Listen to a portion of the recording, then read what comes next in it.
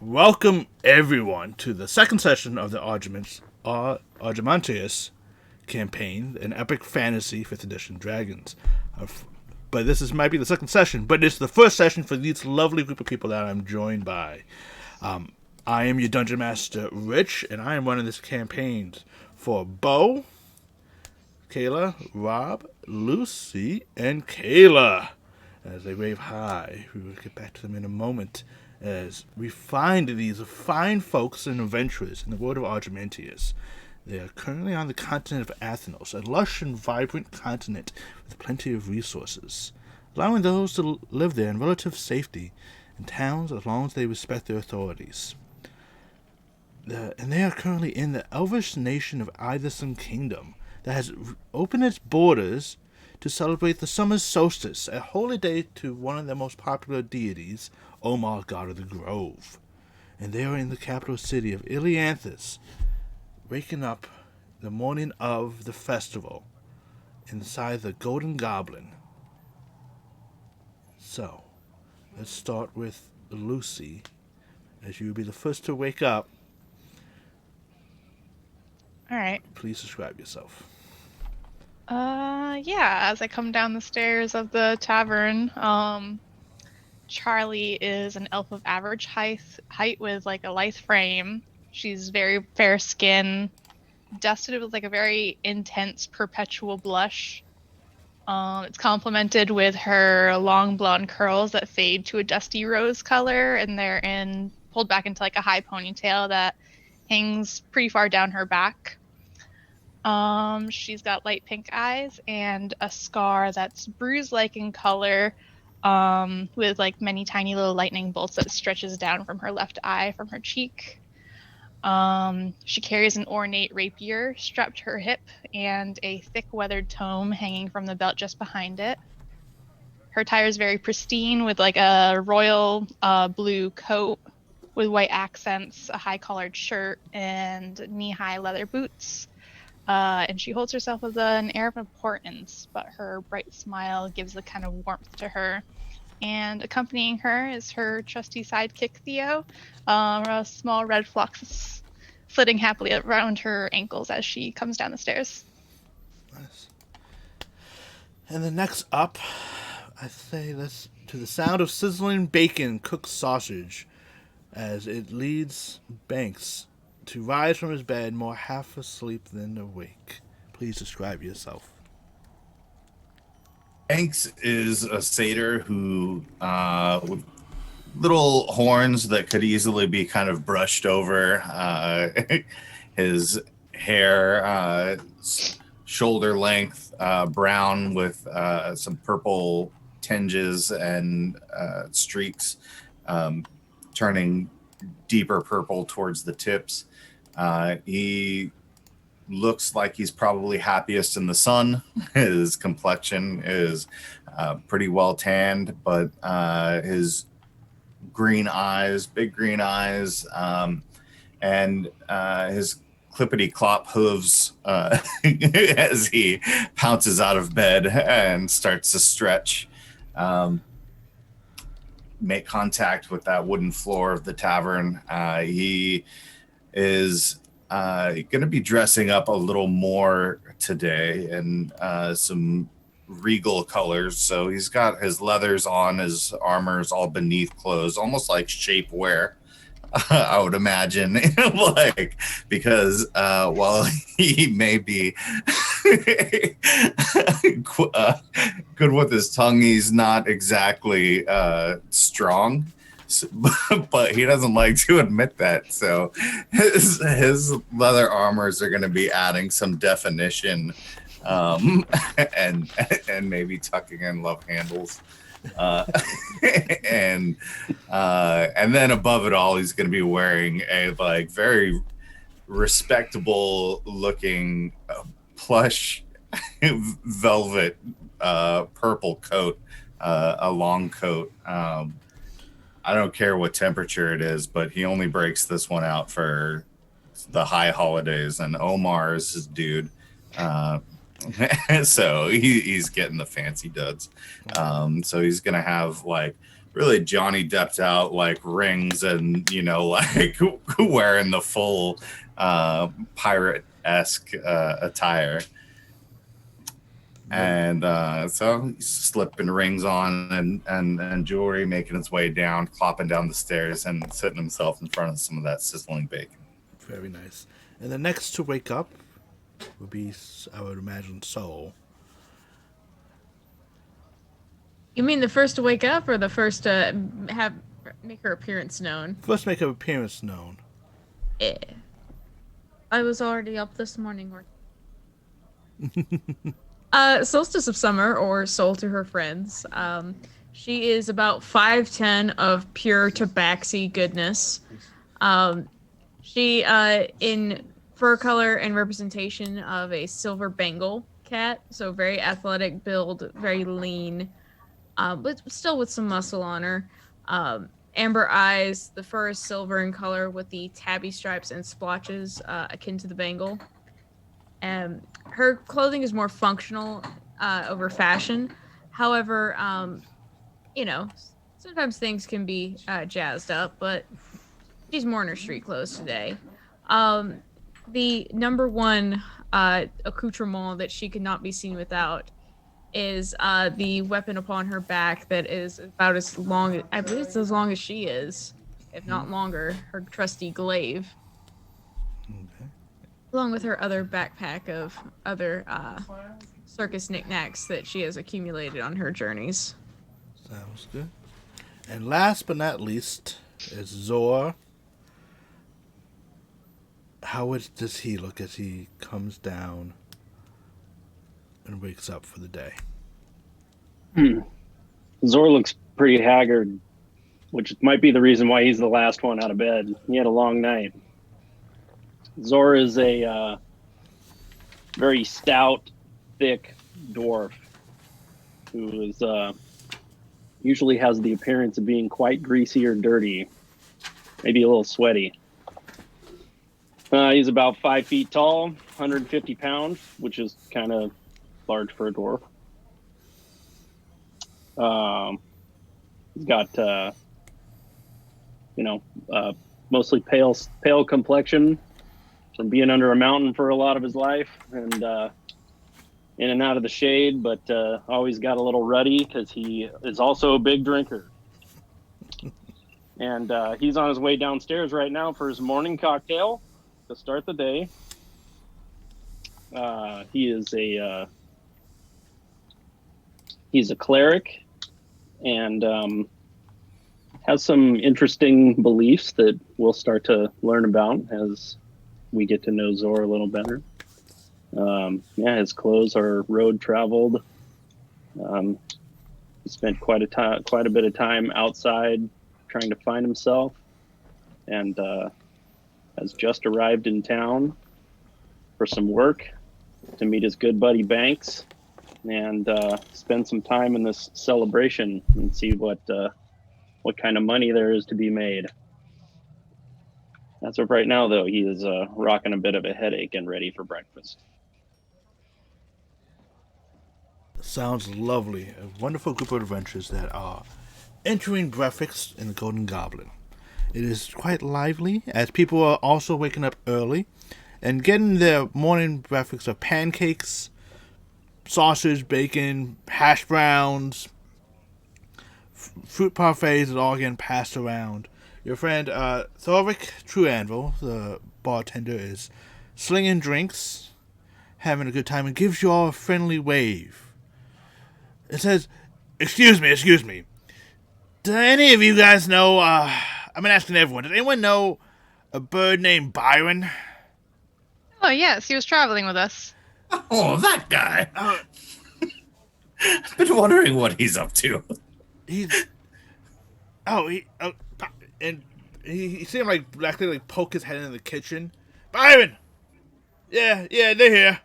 And a few seconds later, the familiar bluebird that you guys, some of you. I was hoping he was going to come out as a human. I was excited. So as a bluebird, comes flying out that some of you have met on your travels to Elianthus. In a very trippy, Dan, you kind of see him fly over and perch himself on Soul's shoulder. And says, "Hello, friends. Welcome.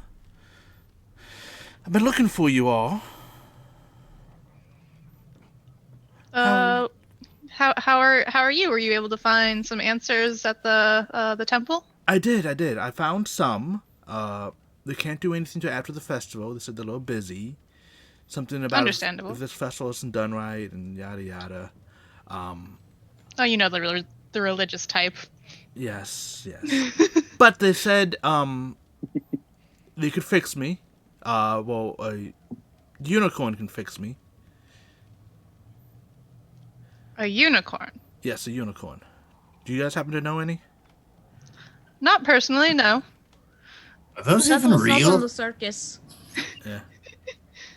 We just had a horse and we put like a cone on his head. It was wonderful. We fooled so many people. But yeah, they said I that, like your circus. That's I'd like to see their wonderful. show. But yeah, they said there's a unicorn, and like the unicorn's blessing could help. I'm just a wood carver, and Not. I mean, are you though? I mean, I was. Oh, please don't start with this metaphysical stuff again. That he just kind of looks at Charlie. He's like, and it kind of gives him a little shake and like snuggled closer to Soul's neck, and is like, Hello, darkness, my old friend. All I did was bring up the fact that I'm not sure if he's supposed to be a human or a bird. That he was human. He has human ideas and stuff. What if he I only mean- thinks he was a human? But I mean, even if we don't find the unicorn, Byron, you're more than welcome to join the circus. We just need to find out something you can do. I can. Like I said, I can whistle. That's about it. I definitely. That need- is a start. I train. started with an instrument where I found out I was very strong. Yeah, I was strong, or more nimble. I could very get into the corners. I really wish I would have been a woodpecker. I would have been set, but you know, I'm a bluebird. Are you all going to the festival? Yes. Did I hear correctly? Did the one that we traveled with got picked to be the apostle, the chosen one of Omar? Astra, yes, she did. Oh, that's lovely. Her drawing was like I had wood carver to wood carver. Her drawing was quite lovely. She's quite talented. She is. And the filigree on that thing was just superb. He chuckles softly. He's like, yes, the figurine.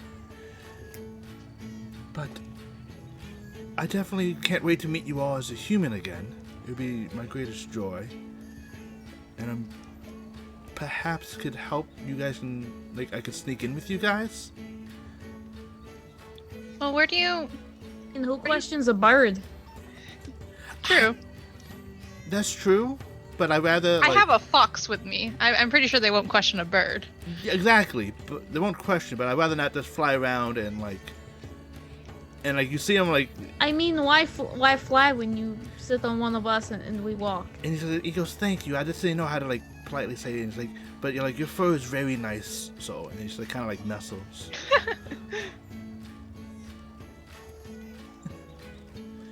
Besides, if anybody asks, you are with me. Yes, I could be your familiar. Nobody ever asks if I have problems with people.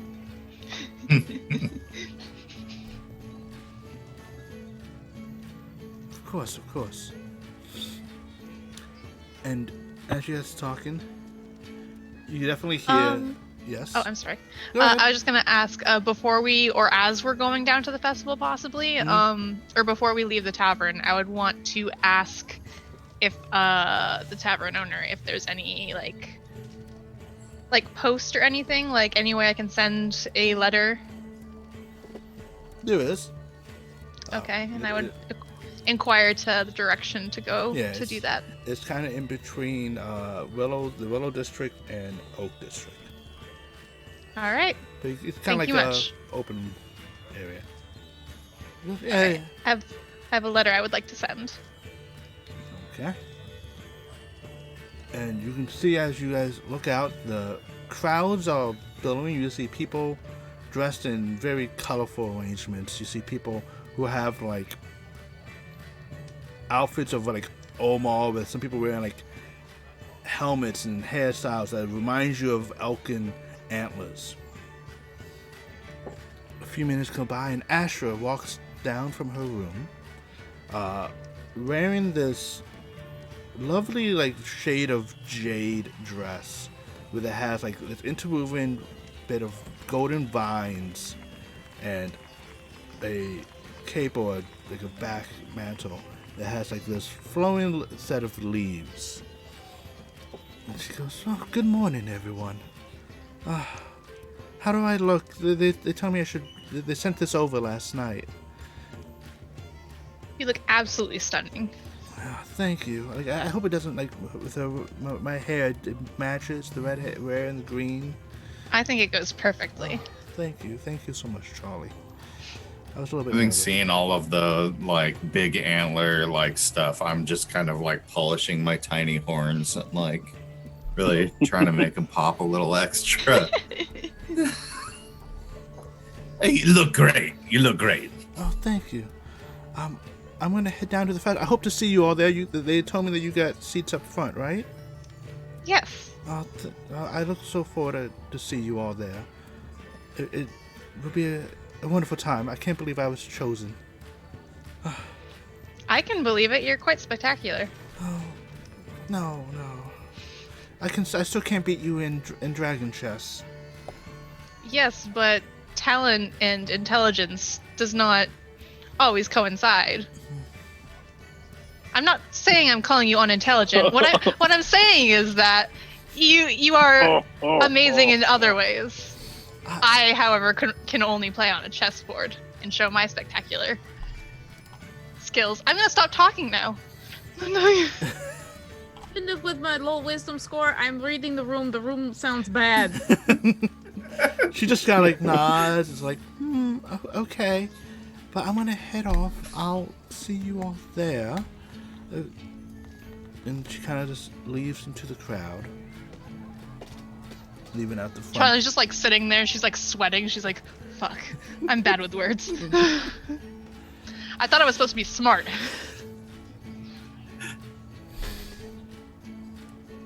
And you guys have a little bit of time before the festival starts. The people are all heading down to the shimmering lake on the Isle of the Tree, where the festival is held.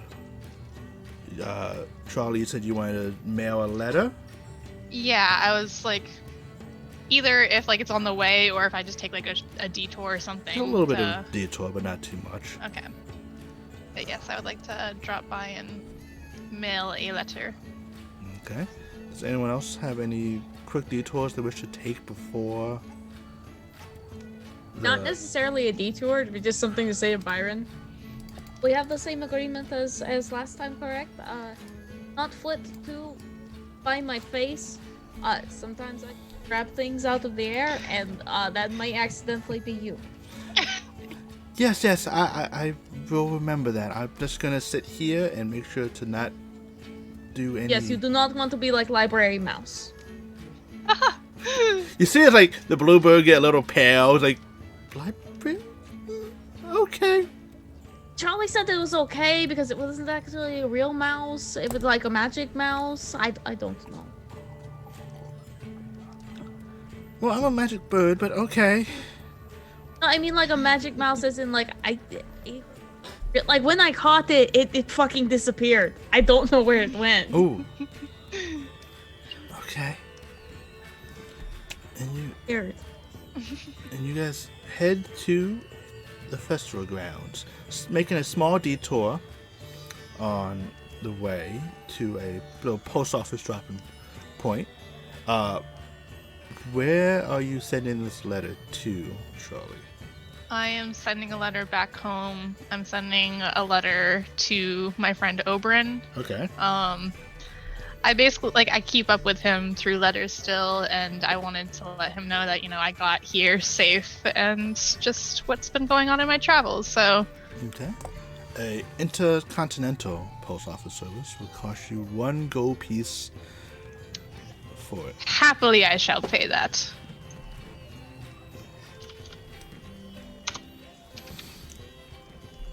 Alright.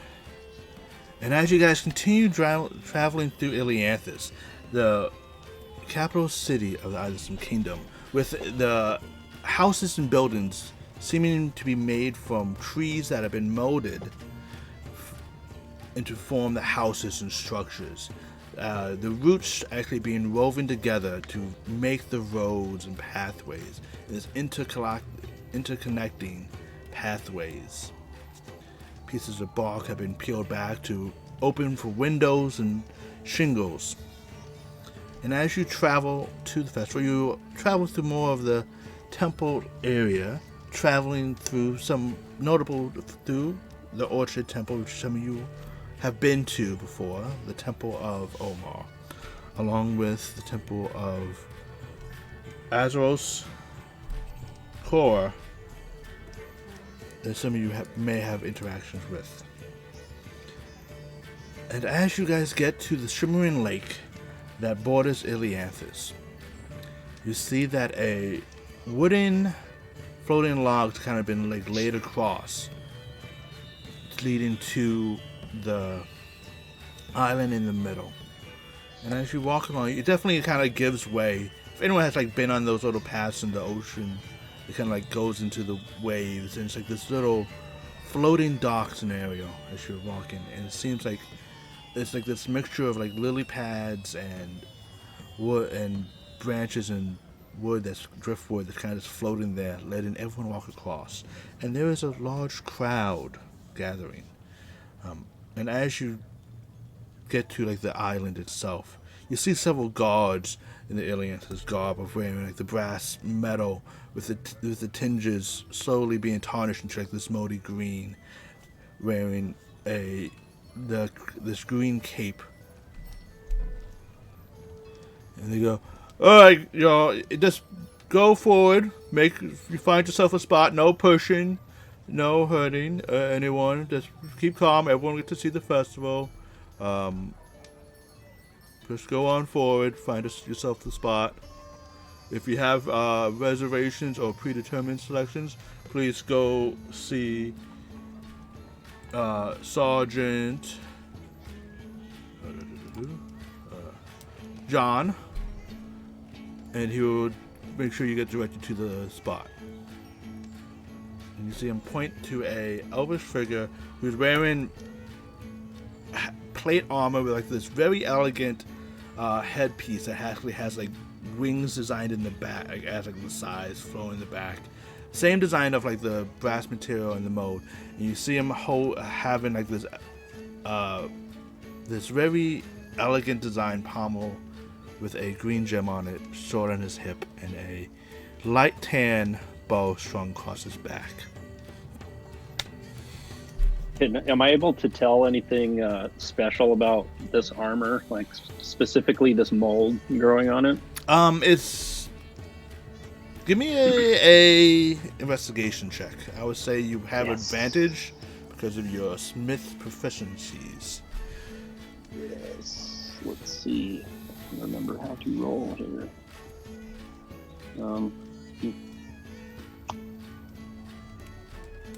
Yeah, I used to have, before I had a panel with all my things that I could do, but I apparently don't have that up. I can definitely give you something. Hold on 1 second.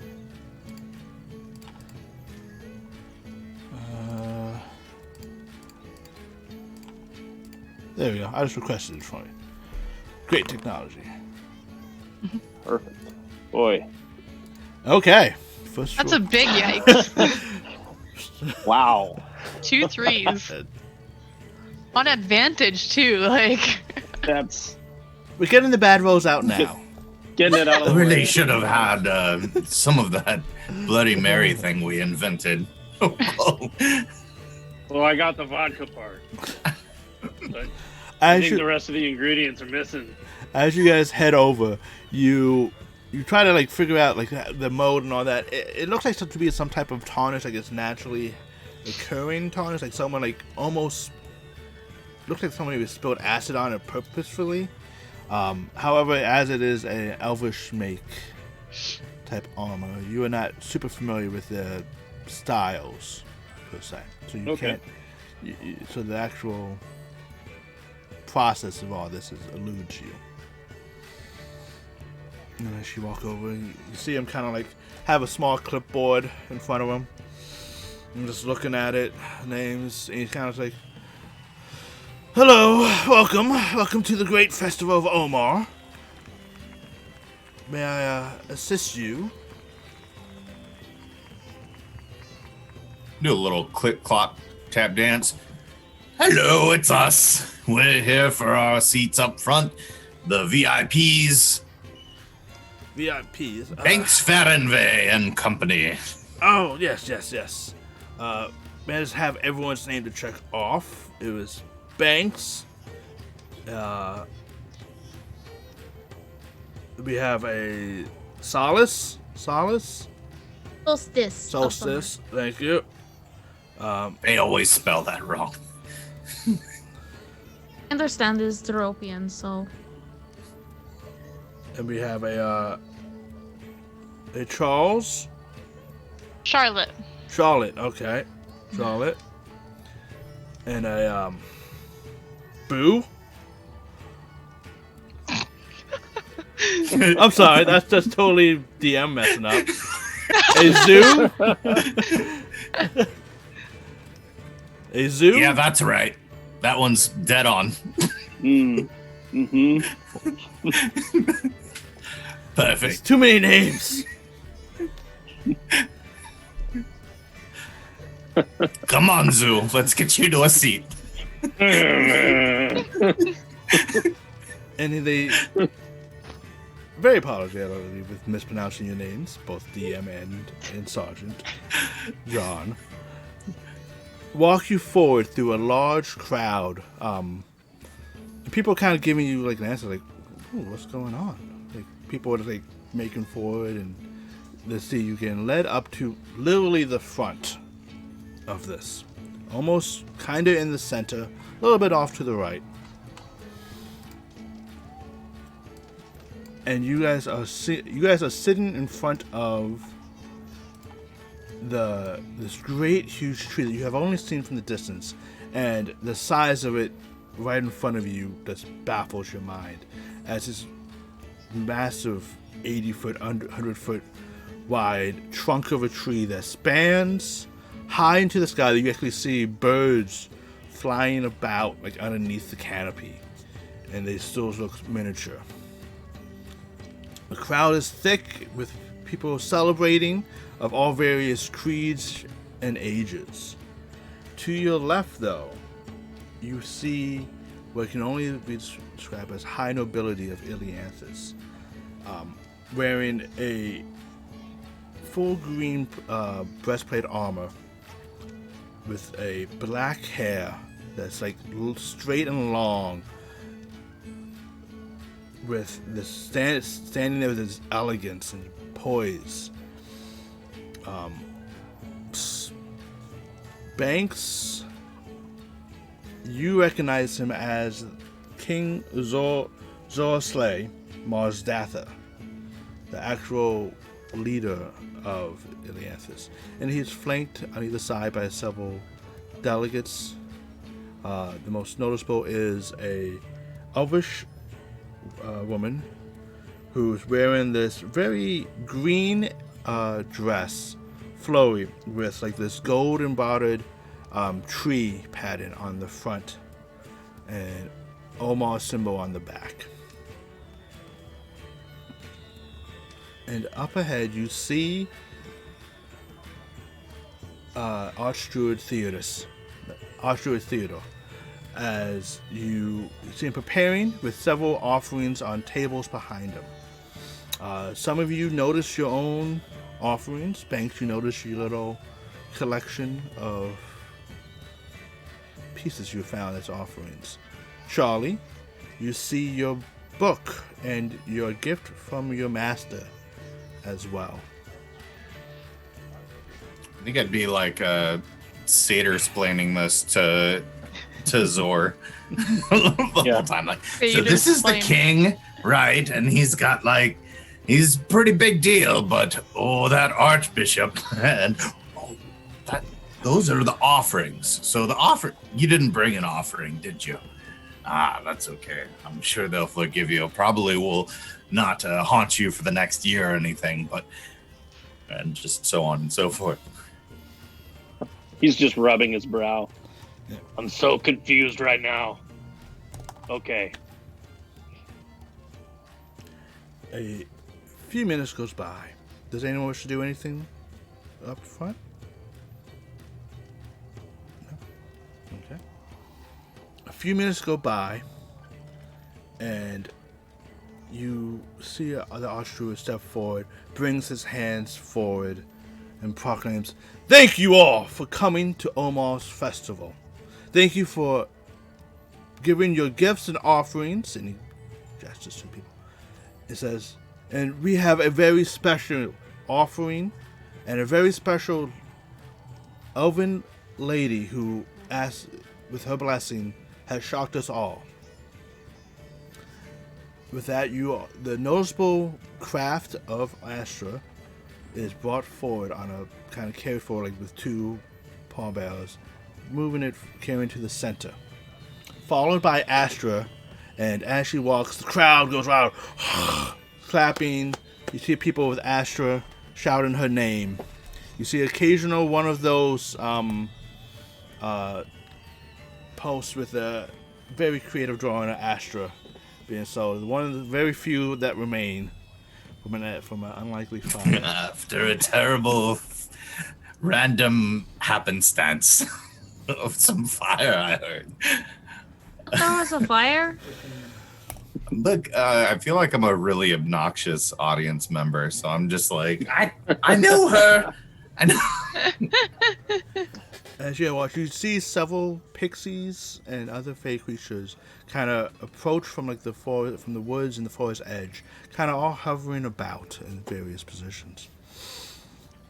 And he goes, "We are grateful for the gifts that Omar gave us this year, and we humbly ask Omar to accept these offerings for a new blessing. This work of Omar itself is exquisite in its details and shows the love that this young lady, Astra Acorn Rock, has for him. What blew us away was the blessing that she asked for when we questioned her. Astra, will you please tell the city of Ilianthus, the people of Athenos, and of Argemontus, what you wish for from Omar?" She steps forward and very meekly goes, well, everyone, it has been a very tiring year. People have been under attack by bandits, and people are struggling a bit. There's raids and attacks, and I think instead of asking for a bountiful crop or a calm or mild winter or a plentiful herd of orcs to be born, I ask Omar for blessing of the people, for peace to come and continue, for those to find happiness in the dealings in the world, for people to do more good than harm,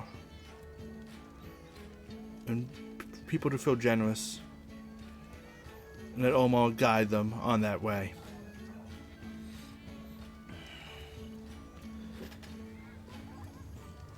And you see people clapping, you see the king actually nodding solemnly along.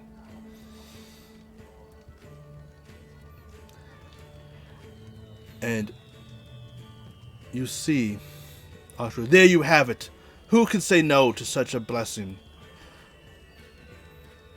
And he stamps his staff down, and you see the patterns on this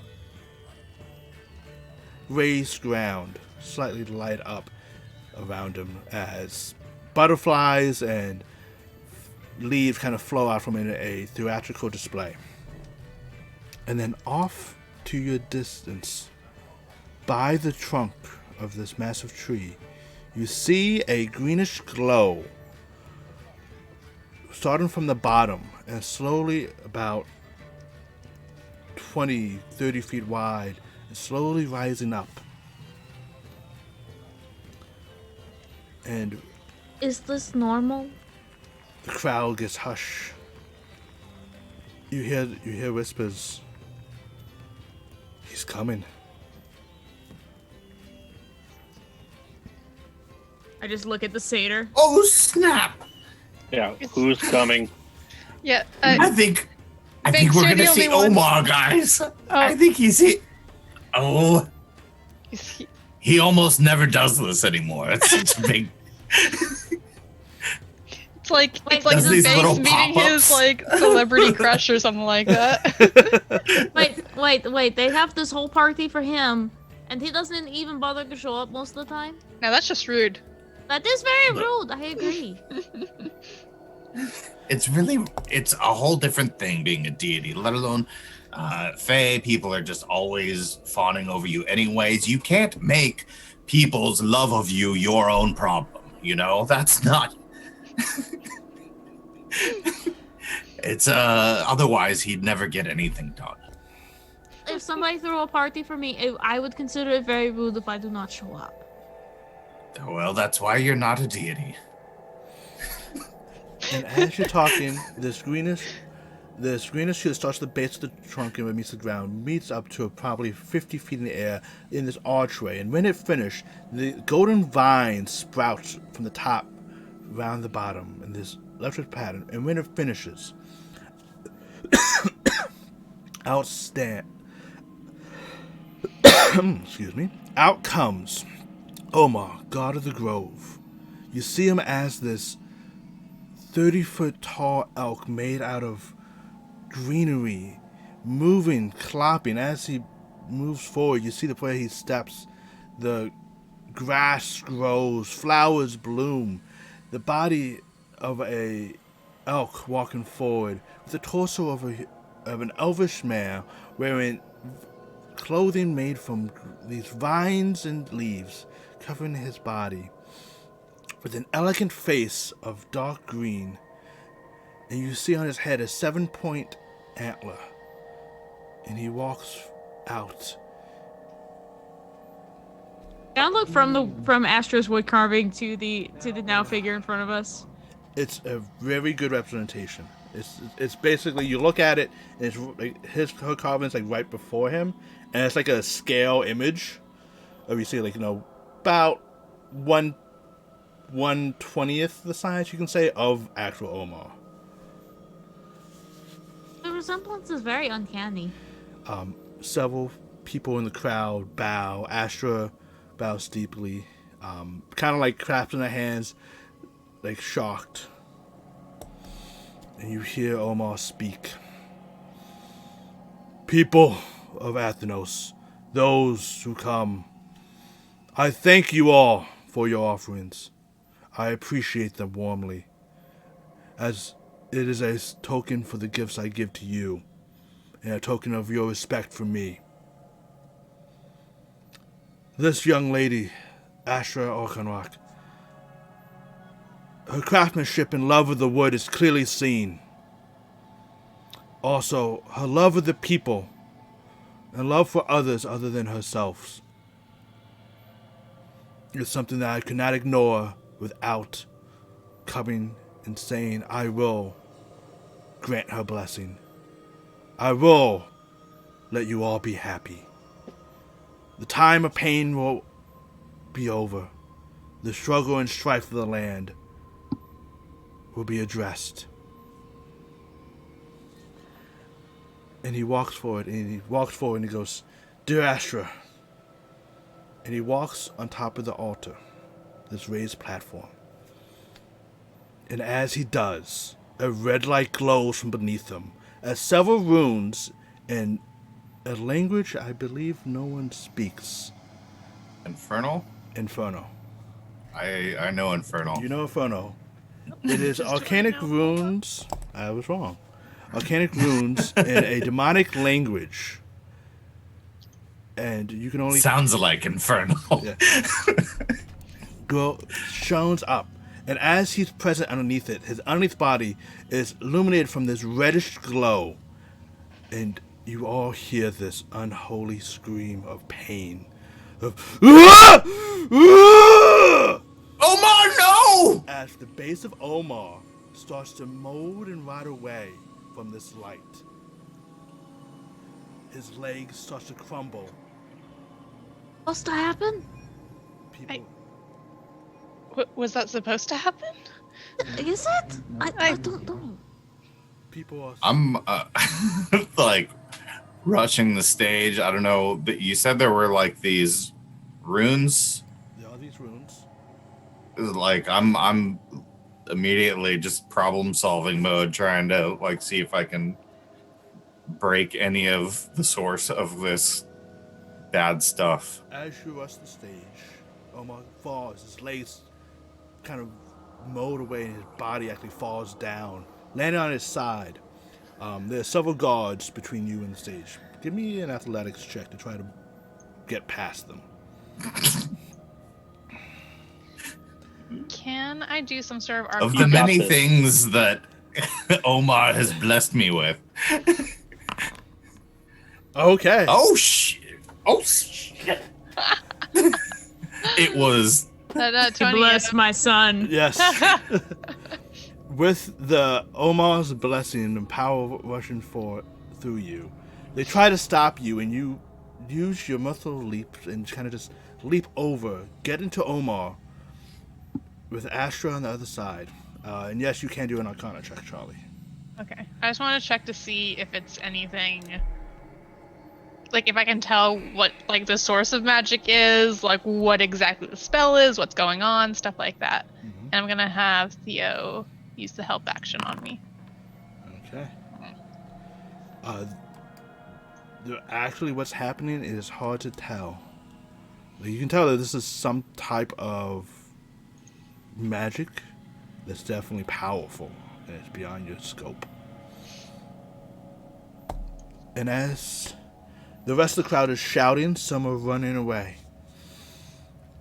And as you get there, Banks, at the other side, he looks up in pain as his body is mostly decomposed, and now Astra rushes forward, tries to like hold on to him.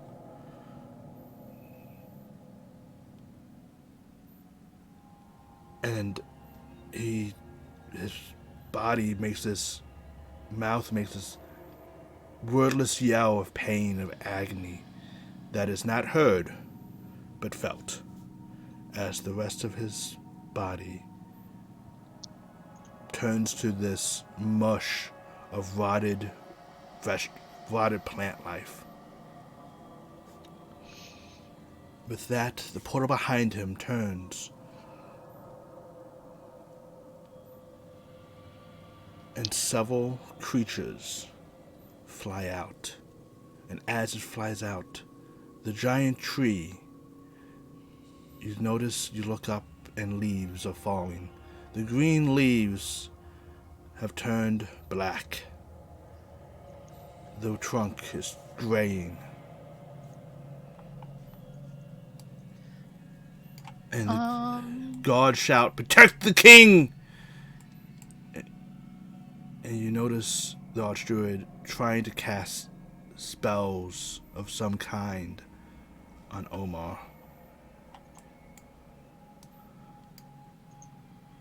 You look to your sides, left and right, and you see the pixies. Their form is changing before you, almost like a metamorphosis. The light vibrant of them grays and darkens. Their cheerful smiles are sharpened by fangs. Their butterfly wings grain on this leathery complexion, and they get a bit nastier. As I see all this not great shit happening, can I like cast Mage Armor on myself just in anticipation? Of course you can.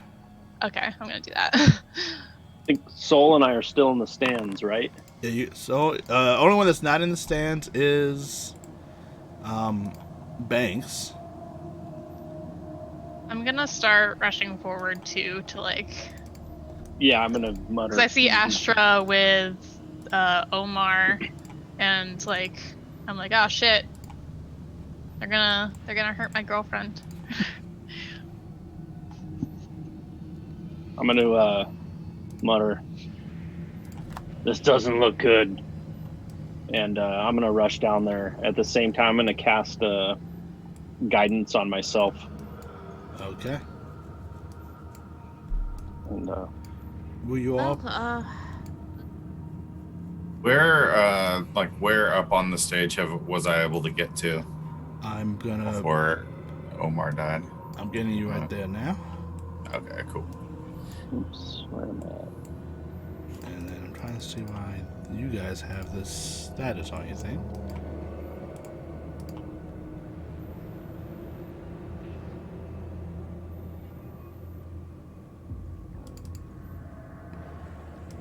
Just make sure you guys take the long rest. I'm not sure how to target myself for the spell. You alt left click.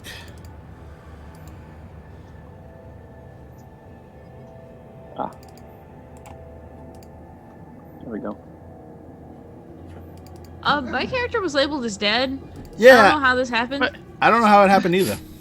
You have full hit points too. I just looked at that. I'm like, I have to recast Mage Armor, I think, though, because it had me take a long rest for some reason. Okay.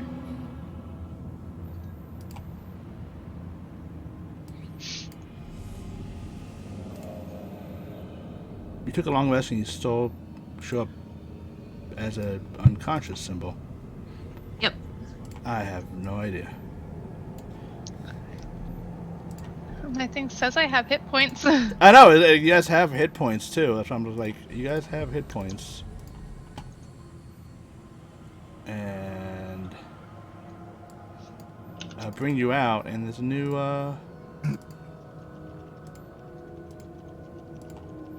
symbol on it. I can figure this with this button, I think.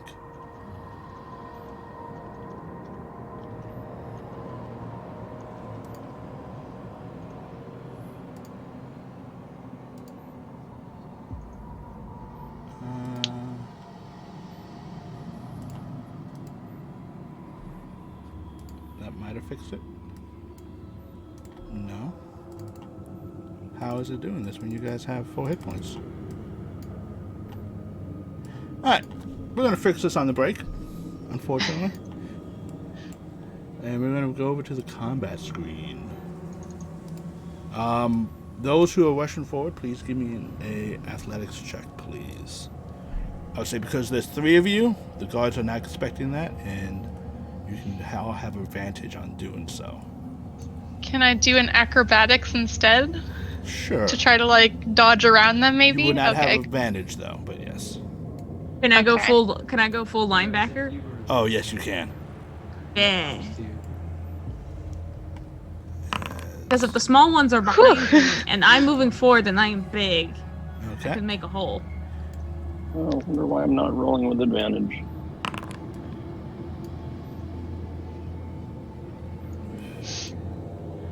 And with that, me.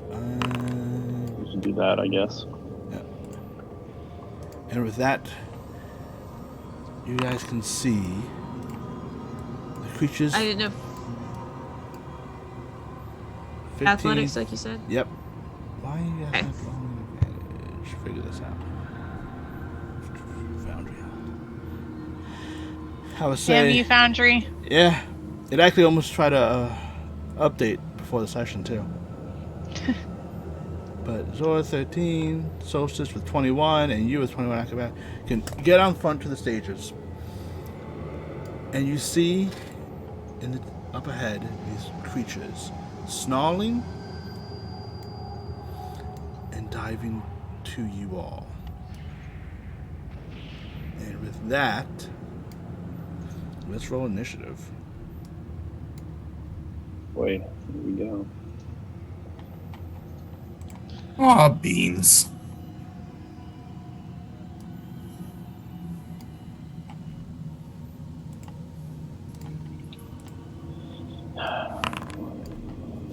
With people screaming in the background, shouting for Omar.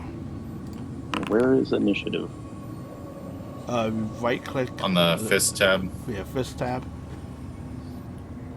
I pressed it. Why didn't it do something? Okay. Here we go.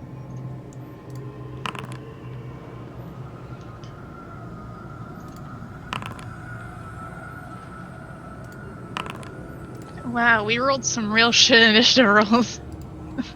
Easily were caught off guard. Just fair. Yeah. Wait, all three of you guys rolled 7s? Yes. Oh my God. Lovely. That's actually pretty impressive that everybody rolled a 7.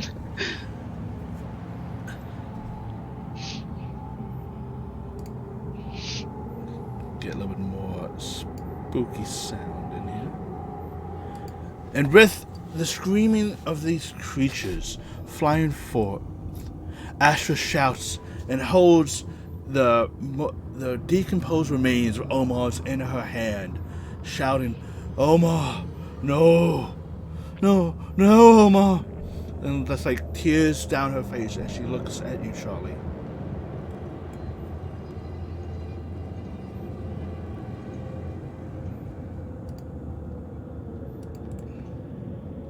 And with that, these creatures flying forth.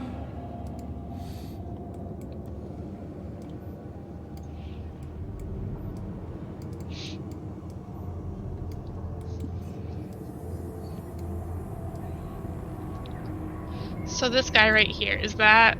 That's That's not Omar, right? No, Okay, that's okay, not yeah. Ashra. I didn't put his figure on here because his figure's very large. Yeah. It was. And you watch Oh no! as two of them fly forward, and they both try to grapple Astra.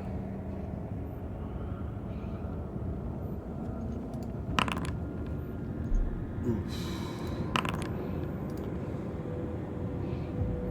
Is that a good oof or a bad oof? Good for you or who? good for us? They rolled really bad. As they try to like grab her by like the hair and in her hands as she fights them off, you see them trying to like pull her to that portal. Unsuccessfully, she is able to like just like push them off. She's fighting quite well. And with that, Charlie, it is your turn. I will... Oh, I'm sorry. I forgot about the other things happening. There is one attacking Banks. No, there isn't. Don't worry about that one. He's fine. Is that one that pulled up to the Arch Druid, attacking the Arch Druid also? He or is. Okay.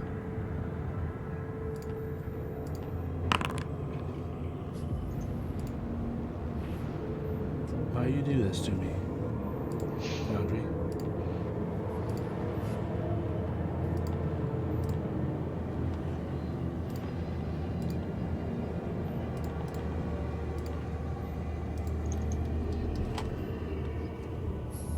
Alright. Does a 15 hit you? Banks? Banks. Oh, I'm pretty. Yeah, that's gonna hit. Although I don't think my armor class is correct on my sheet. Should be 13. Yeah, it says 12. Okay. Do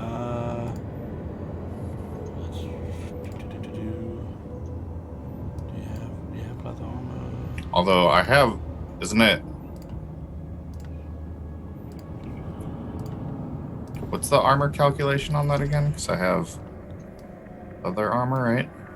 Yeah. Yeah, I fixed it. The +4 dex, though. You have +2 dex. You have 15. Oh, I'm looking at the saving save. throw. I'm sorry. Yeah, it's fine. But I sometimes it does it. All I have to do is just redrag the new armor on. Cool. You take 2 points of damage. And this one is attacking.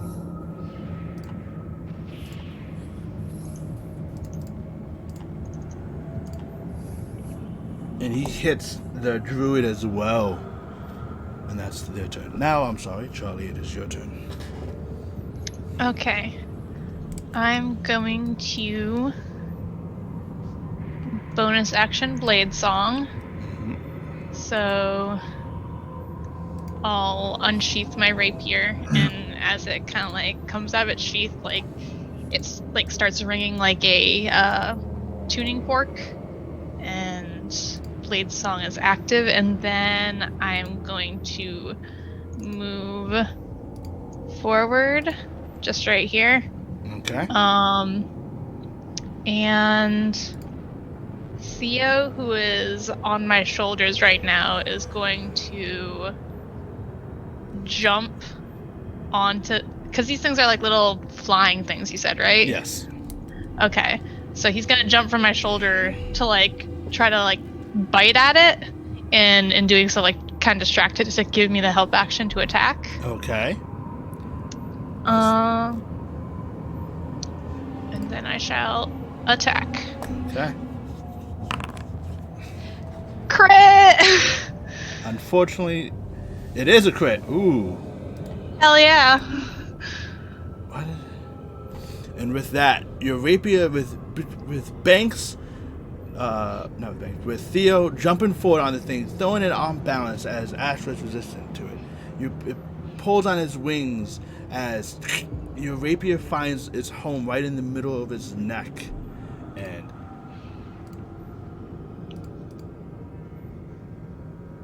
it is. Did I not target it? You target Banks by accident. Oh, I'm sorry. It's okay. I keep forgetting that I need to do that when I attack. By accident. Yeah. That's why. Oopsie. I slipped. But you stab it and it's heavily injured. However, then it snarls and blood coughs up. And anything else, Charlie? Oops. No. That is all I can do, I believe. Actually, no, I'm not gonna move. Okay. Yeah, that's all I'm gonna do. With that, it is Sergeant John who rushes forward.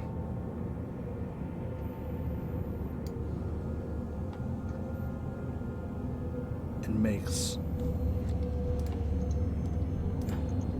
2 attacks against this creature, missing with them both.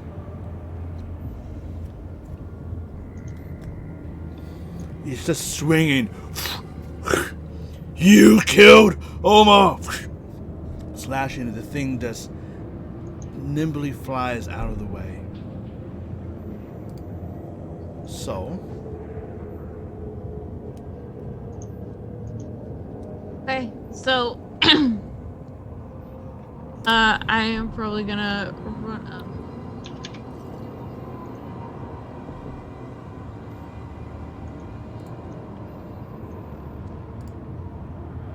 $30,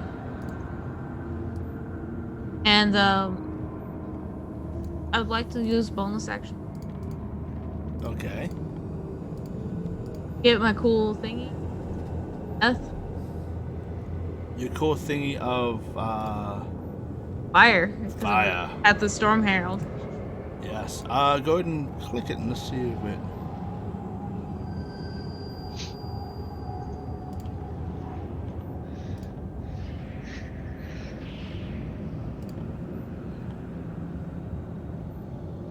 For some reason, my little macro about showing active and passive effects. Yeah, mine's not working anymore either. It's not okay. I am raging. You are raging. The 10-foot centered on myself.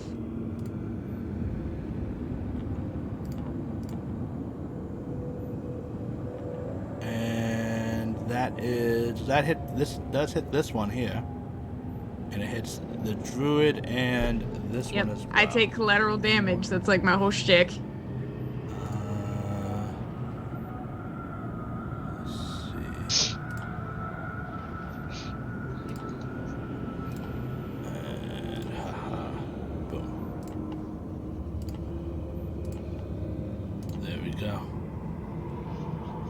You watch as they all take damage as this fire emits from Soul.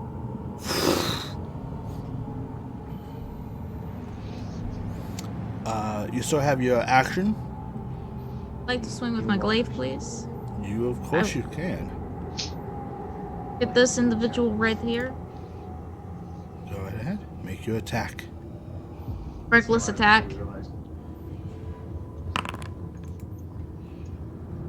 Unfortunately, as you and this sergeant are fighting, your blades hit each other, missing the creature. Okay. That'll be turn then. All right. Banks, it is your turn. Well, all right then.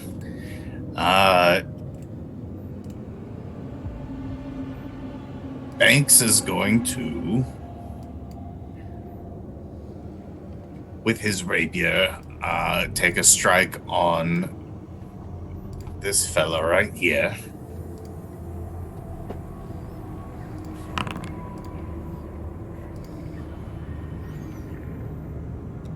Unfortunately, Assuming no hit on that, I'm No guessing. hit. Okay. I'm also going to risk the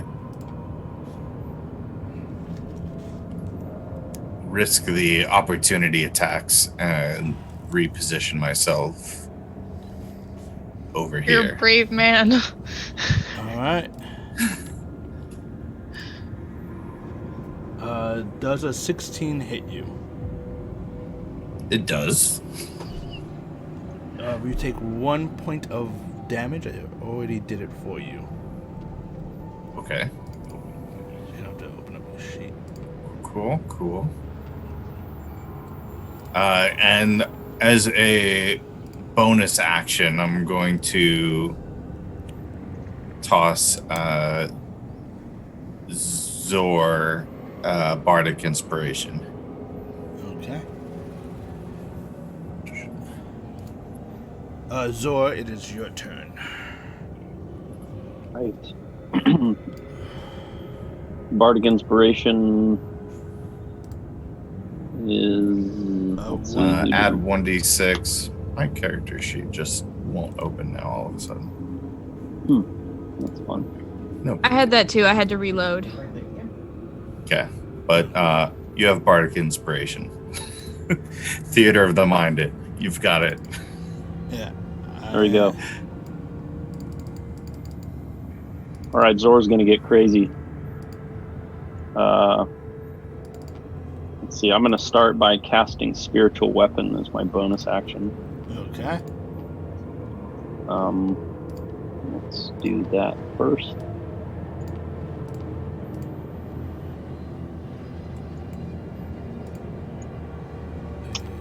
Target a token. Okay. Yep. Oh, let's see. Can I oops, There you go. cast it on this guy here? Sure. Cool. If you need, you can make your attack roll. If you need it, you should have in the inventory. It's called Bardic Inspiration. It does the D6 roll for you. If you need it, but you don't have to use the Bardic Inspiration until after you see what happens. Okay. Let's see. So how do I roll the Did you cast the spiritual weapon?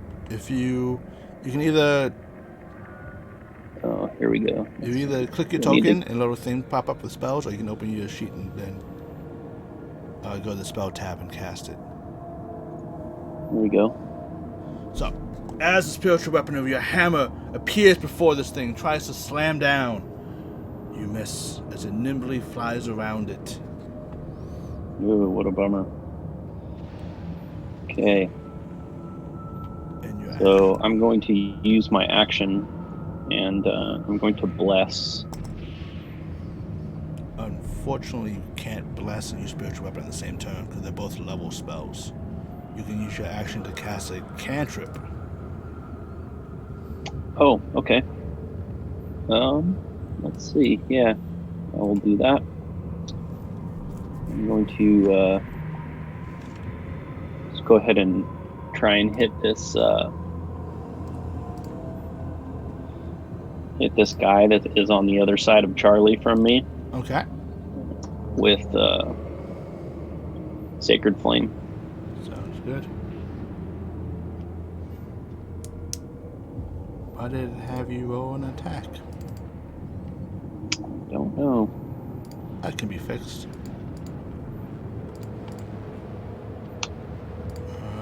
Save and throw.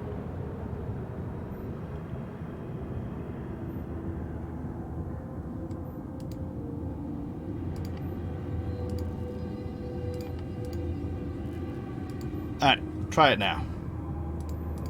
Okay, try that again. Yep. Let's see. Let me target that guy. Yes, and with that, you are able to hit it, and a little fire explodes. However, it is not enough to finish it off, as it's barely hanging on. All right. And with that, it is the Archdruid's turn. And he is going to cast...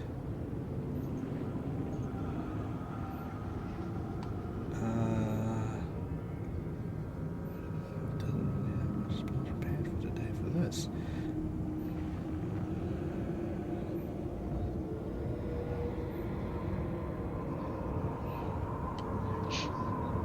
He didn't come to the Omar Festival strapped to the teeth with With combat spells. Nope, he did not. He's like, I brought out my thaumaturgy for flowers, and I got man, I got good berry ready. Anybody? we need some berries. He is gonna cast. You watch as he clasps his hands together. You see him pulling the fire from your soul. Not bad, but it's like kind of taking the elements of it that's so singeing on him, melding together in his hands, pushing his hands forward as a wall of fire erupts. Damn. As it's either go big or go home.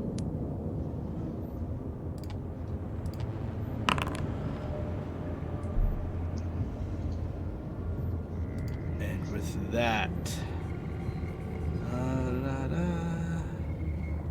let's see. You can't target those accurately, but you can target these. So let's see what his save is. His save is half. The one right in front of him hits the blast. And he just fails as the suddenness of this kind of erupts into ash. The one on the side near your spiritual Habenzor is hit with its flames, however, is still standing on, though heavily singed. And then here is the fire. Oof.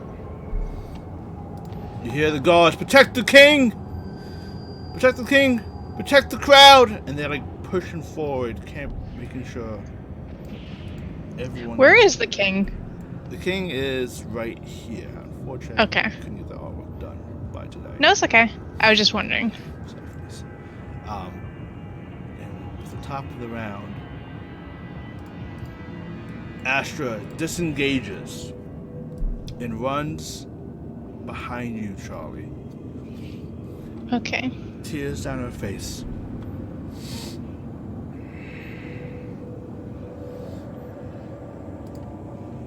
And with that, the three remaining,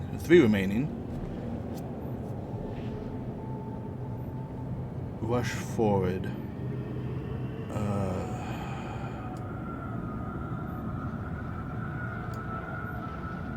Believe that one leaves your attack range, Miss. So It is small and it is flying away. It gets back with the glaive. back to the glaive.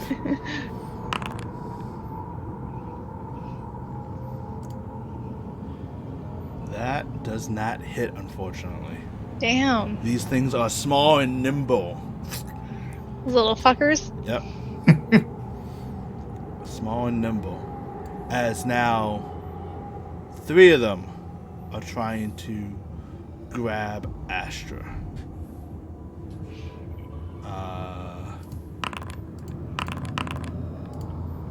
Alright. Let go of my girlfriend. 2 of them, the one on the left that... So you didn't deal damage, but you kind of like the suddenness of your attack made him kind of like roll around and not get a good grip on Astra. However, these 2, they're very heavily injured one. And both of them really injured. Bleeding heavily from both burns and strikes. Picking Astra up by her hair and hand. And trying to... And can't really move further away than this. Which does give an attack of opportunity for... Me. Charlie and Zor. Yeah. All right, I get to hit the one that's near dead. Yep. All right, please don't fail me now, rolls. Is this just a weapon roll then? That's a weapon roll. Does 17 hit? The 17 does hit. Yes. And that is I hope that kills him. It does. which one is it? Or is it Thank- all 3 of them? Or Oh, just that just the these one 2? is to the one near the bottom that's near death. Okay. Hey, wait a second, I'm not dead anymore. No, I fixed it. Oh, nice. I can multitask. Yeah. Best DM ever. Oh, hush you. Unfortunately, the suddenness of casting spells, pull up your warhammer, try to make a blow, and it misses. Although, why do you only have +2? You should have +4. We should. I That's a fixed good it. question. I fixed it. Unfortunately, a 13 still misses. 13 still does miss it? Yes.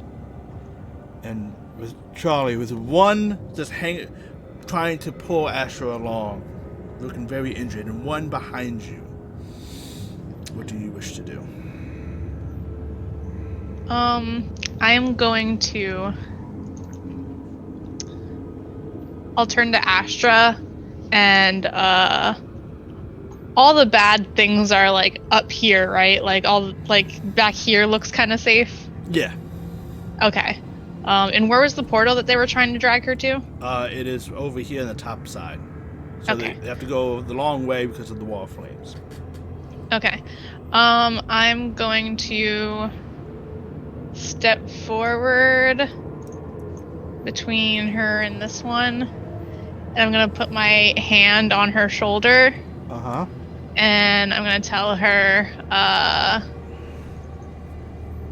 go back to safety. We have this. And I'm going to use my face step ability but because I'm in my spring season right now, I can touch one willing creature within 5 feet and move them instead of me. Okay. And so she's gonna appear back here, disappear and repeat back over there.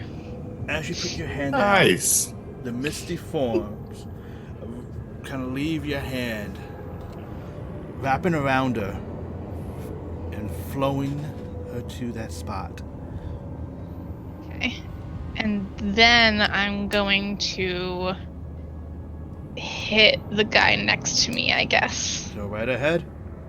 And I'll have Theo do the same thing, kind of like nip at him to help me out a little bit. Sounds good. All right. I'm going to actually do the thing where I target him this time.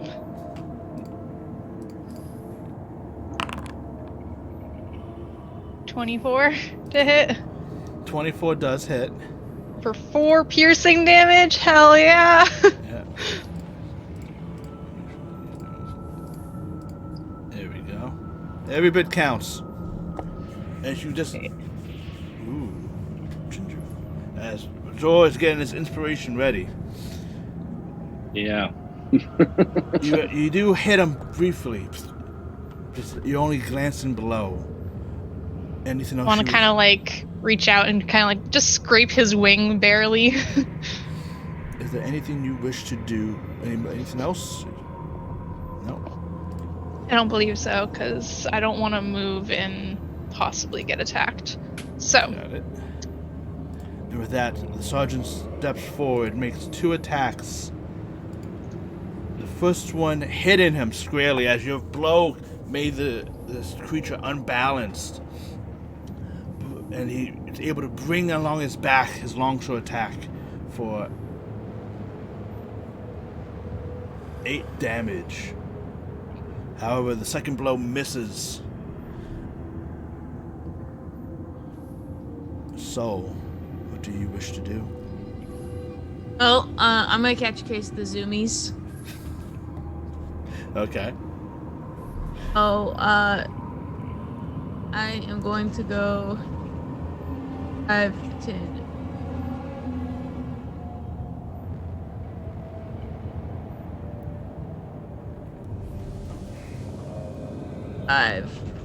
Say, hey, bonus action burst the flame.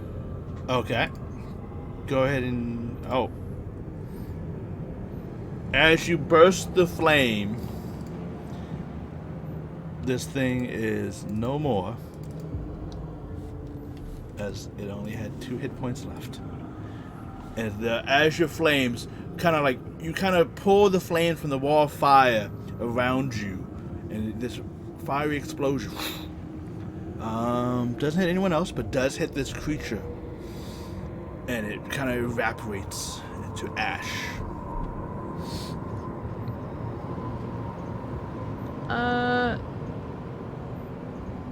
Okay, so let me ask this. If I throw something in a straight line, does it have the potential of hitting friendlies?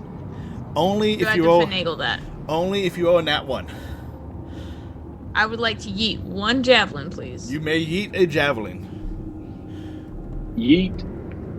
As this campaign does have homebrew rules, for those watching, I will go over them when it happens. That's okay, guys. I'll hit sometime today. Yeah.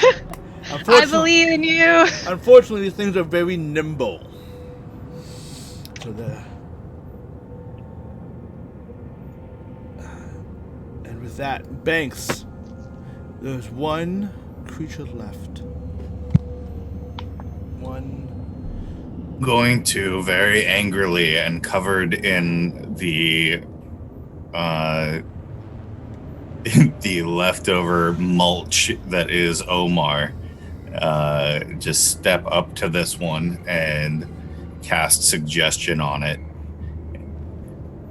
Okay. And I would like to suggest that he sits the fuck down and answers me truthfully. It tells me anything that I want to know. Alright. Let's see how he does with his... See if he is as wise as he is nimble.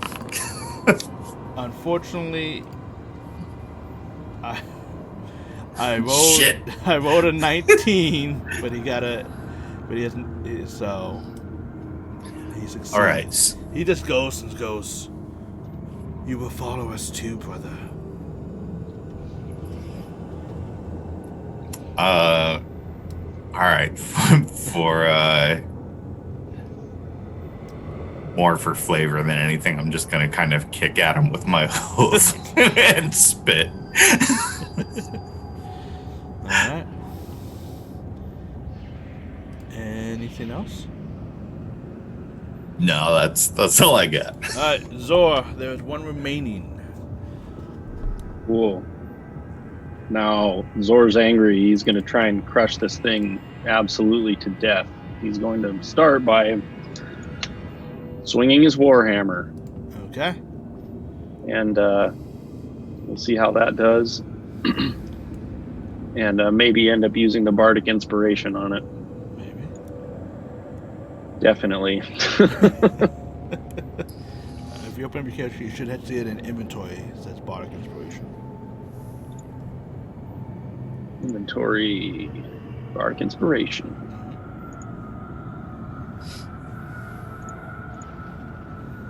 Let's see. How do I actually use it? You did. Oh, you just did.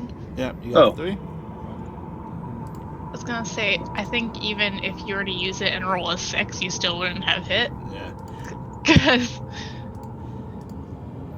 But it's Oh, okay. I see. Yep.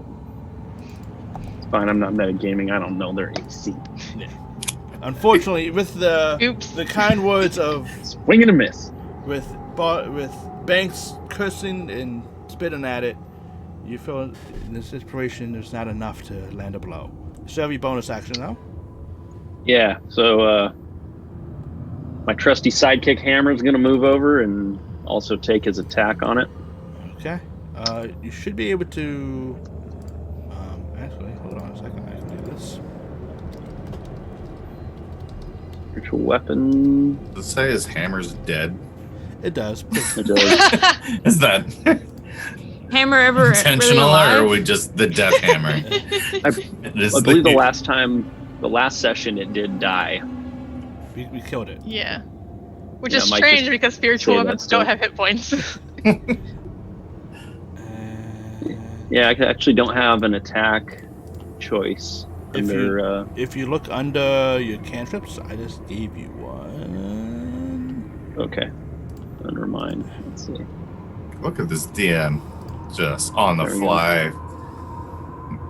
Boom, Spiritual. Oh, You do Oh. hit it. Hell yeah! boom. all right.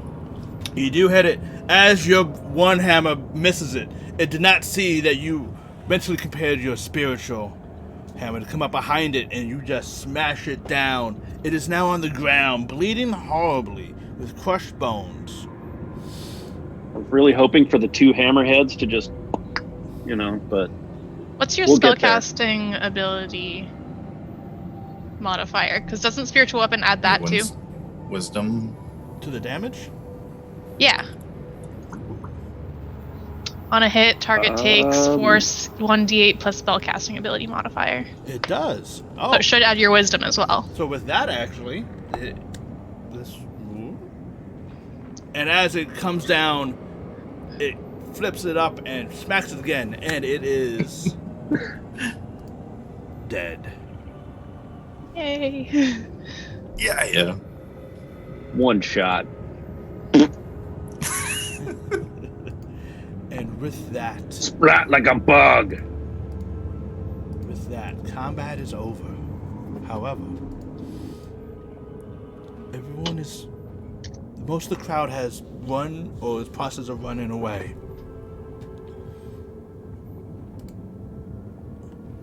You see the Archdruid bring down the flames of the wall.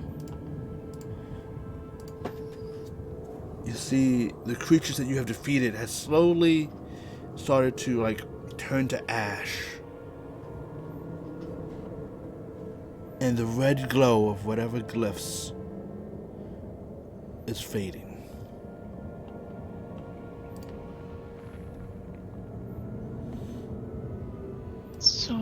Can I go over and like inspect the stuff as it's fading and like you said the portal is it closed now? The portal is still open.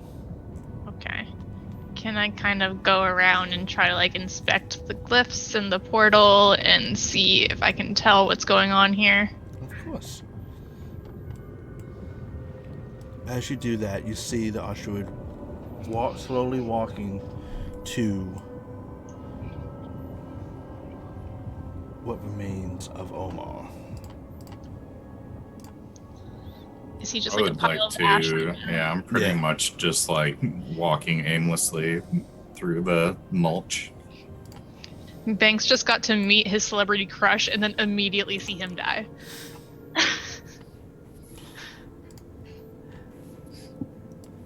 And give me an Arcana roll, please, Miss. Yes, sir. Come on. Unfortunately, as you're trying to figure out these runes, with them fading around, you cannot grasp the intent. However, you can sense the pure power in what is ever involved in doing whatever this thing has done to Omar. The portal, definitely as you look, does seem to be attached, maybe to a perhaps you have heard of, but never been, the Fae. Okay. The Archdruid and the sergeant looks over at you, says, I know you. You were what happened? What did He seems like a loss for words, and the sergeant goes, excuse me, sir, we must protect the people. We must get out of here. He goes, how? This was not supposed to happen.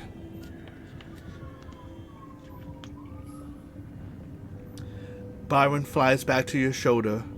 So, I saw the fight happen and I just kind of flew away for a second. And boy, am I glad I think... Yeah, cause I do this thing with fire now, and, you could have easily died. I had something once and it was really delicious and it made me feel really bad I liked it. It was called fried chicken. And I really loved it. You would have been the fight Byron. Yeah. I love chicken. I think when I go back to being a human, I'm gonna really think about being a vegetarian. That's not fun. Yeah, but if I feel like if I eat a chicken, I might have like, I don't know, I might feel like a I mean, cannibal. don't eat the chicken. You could still have fish. Okay. Is the portal like? Can you like see something on the other side of it? Is it Give me like a a perception. flat color? Give me a perception check to see how much you see.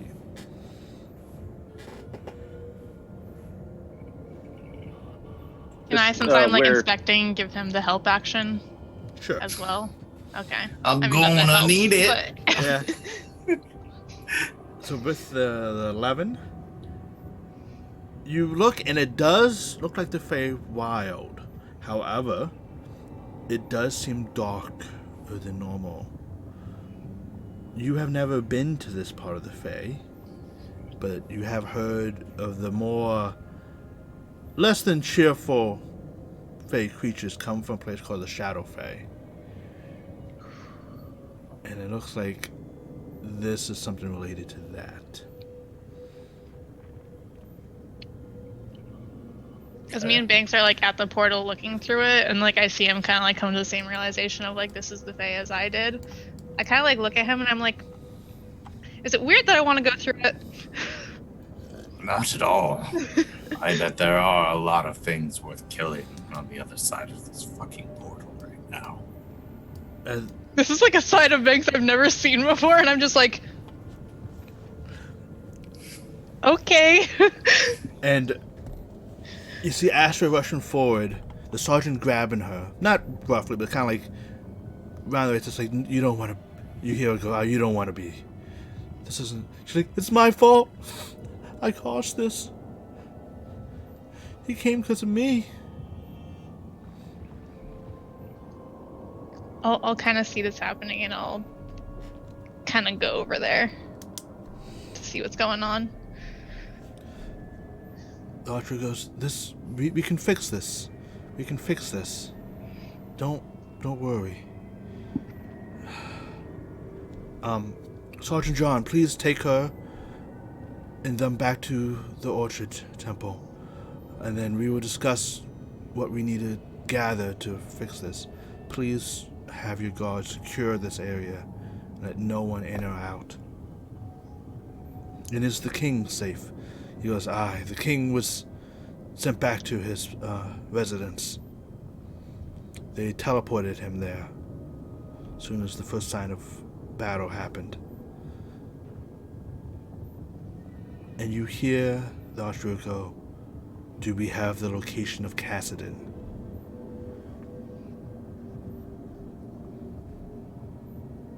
Is Cassidon a word that I would recognize? Give me a history check.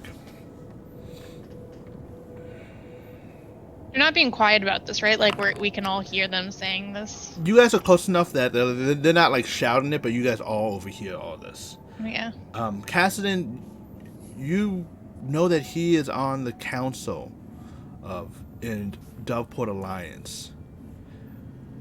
And there was rumors that he went to work for Doveport because he was kicked out of the Iverson Kingdom. You don't really know for what could do that. However, that's what you can remember about Cassidon. What was in what context did he just use the name Cassidon? I'm sorry. Do we know where he is? Okay. With that, you guys, guards slowly kind of like, not forcibly, but kind of like loosely surround you all. And the sergeant comes up. Excuse me, folks. The Archdruid has some work to do, and we appreciate your assistance in defending us from those creatures. They were quite, as the rest of the guards, protected the civilians and the nobility.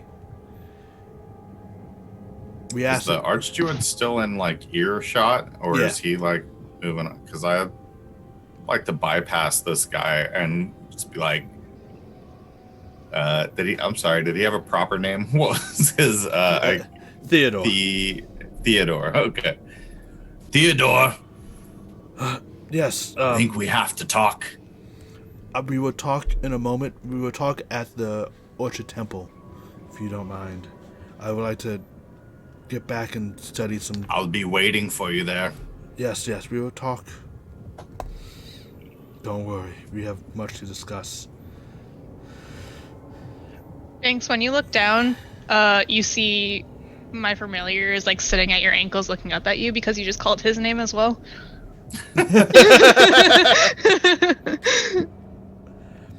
With that... He kind of gives you like the little head tilt.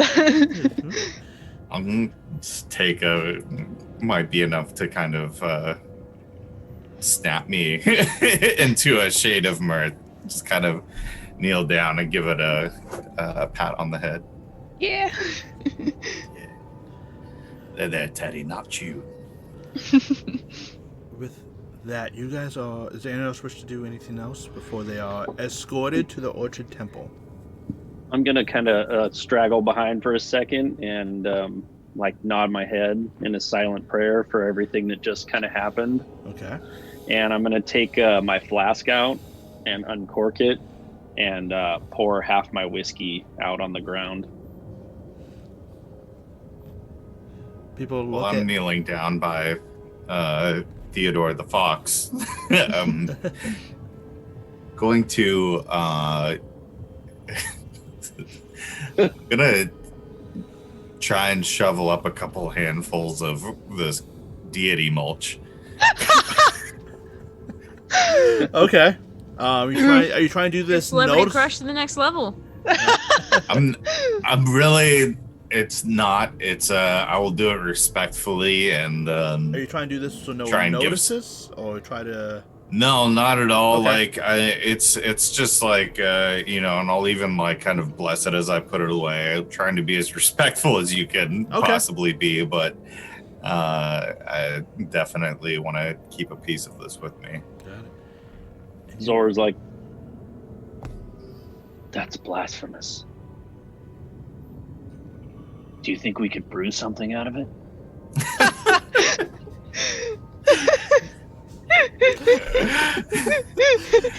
I like what you're thinking, though. Just, kind of, like, never mind. Put it away. Put it away. We'll talk later. You guys are you all are escorted to the Orchard Temple. As we're doing that, I'm just with Astra, and I just want to like trying to calm her down, like kind of like keeping like eye on her, like. She is definitely in shock right now.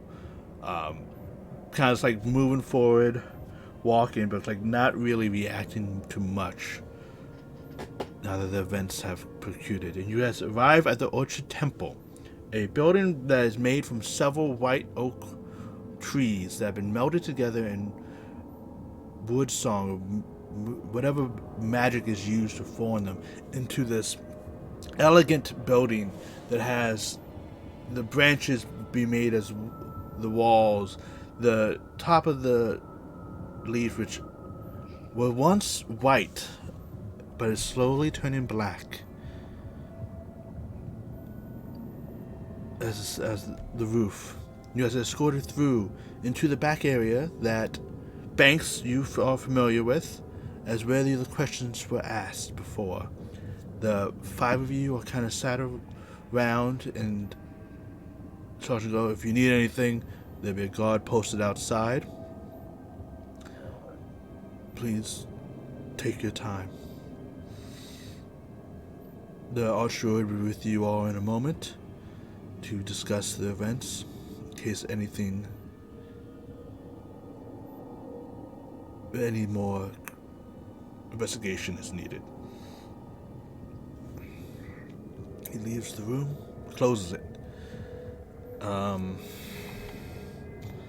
the walk over, when like I saw Astra was kind of like in shock and stuff like that, I would have like taken off my coat and like just kind of like draped it over her shoulders and just kind of like rubbing her back soothingly. She just does it, and it puts her head on your shoulder. And with that, we're going to take a quick break. So, those watching, thank you for we're going to take a quick break. We're going to get some more water, snack. We'll be back in a few minutes. Hope to see you then.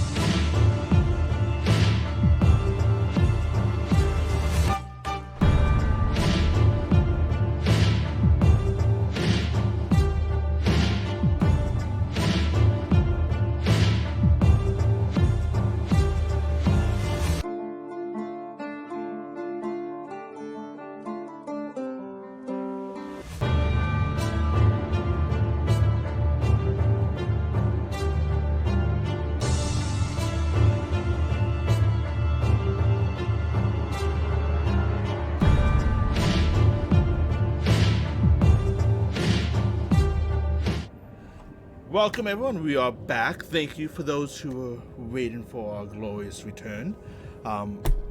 Just so everyone knows, I forgot to mention this in Wednesday's session, those who are watching, at the end of the session, you have a chance to vote on who will get inspiration tonight. Oh no, something happened to Charlie. Ah! Where did I go? Apparently, I am Banks, and Robert is Zor. Yeah, because when that happened, it totally switches everything around on my end. Oops, sorry. It's okay. I'm Zor. Did I fix it? I can fix things. Oh, where are they moving me? There we go. Oh, I'm Banks. I'm Banks. Look at my horns. My sweet, polished little nubby horns. My horns are so cool. Is everyone back in the right position? Everyone's back in the right position. Like I Things you can said, say about your satyr, but not your girlfriend for 500, Alec. oh, R.E.P. Alex. And with that, you guys are R.I.P. Alex. waiting in. Wait, is he dead? We have to stop to talk about. Wait, really? Yeah, he passed away. Yeah. What, 3-4 days? A few days ago. Yeah. 2020 needs to really stop. Yeah. I know, right? too, First like a few Omar, weeks and ago. now I did what? hear about I know. Sean Connery. Yeah, and Omar died. God. Omar, dude. It's just one after another, you guys. Rip Omar. One for the homies. As you guys are waiting in the Orchard Temple, you hear discussions outside your door. Concerned whispers from passerbys. It's like, we don't know what's gonna happen. Like, what if we can't get spells tomorrow?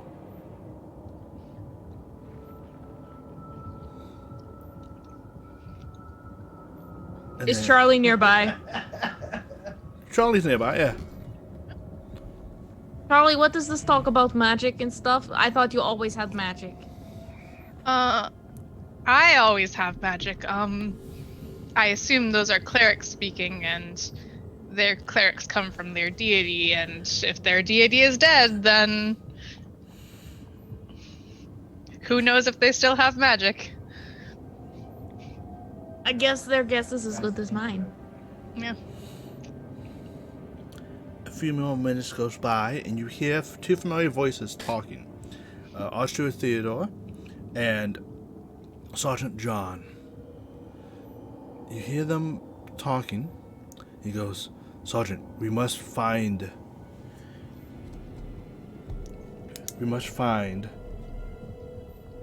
Galeria.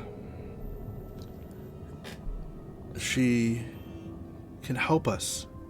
She has the missing pieces that can let me fix this travesty. She's in the grove not far from here. It is important that you send a group of guards to go and plead for her to come to help us.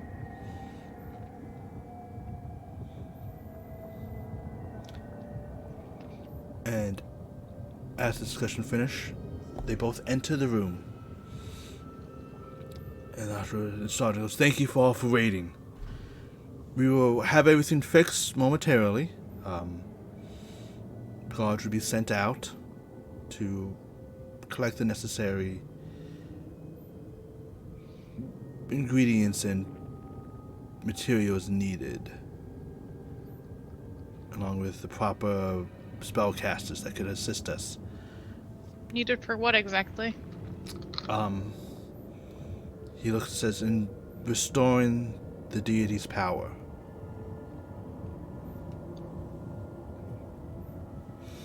He looks over at Astra and he's Are you going to raise the dead? Is that what you're saying? yes. Raise the dead on a deity. Is that possible? I believe it is. There is an entity nearby that lives in the grove that is deeply connected with Omar. She will be able to assist us if needed. Her horn is a magical focus. Am I able to automatically know who he is Wait, referring that's a to? satyr? Give me a religion check, Zor. No, it's not a satyr. Don't mind if I do. Okay, a tiefling? No, it is. I don't know what else. Are you going to get another elk, or like, do girl elks have antlers? Zor, as you I try. just look at Banks. My dice are Do they? broken tonight. It's just a religion that you're like, no. I was like, no. Maybe you're talking about something that your No bird idea. friend could be interested No in, idea. perhaps. Yes, it is. I've only heard mention of a single horn. It is a unicorn. They are blessed with both healing abilities and tied to the land. Their horns can be used as focus points along with the other materials needed. And more importantly, he looks at Astra. Astra, I need you to be strong.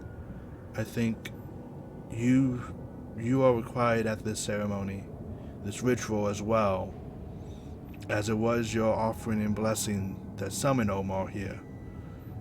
We are hoping that can summon his spirit back. Summon back his deity presence and divineness, divine spirit. Forgive me for thinking so much more offensively at this moment, but do we have any concept of what the fuck just happened? We are And who is responsible? We are currently, at this point, Sergeant John steps forward. We are currently investigating a individual that we believe to be the culprit of such a horrible act of violence. He has mysteriously left the city. Therefore, we are tracking him down now. He has dabbled in similar magic before, and that is why he was not allowed. This was a lot more than fucking dabbles, friend. Yes, and we are investigating it quite thoroughly. We hope to track him down and ask him. What's his name? Cassidon.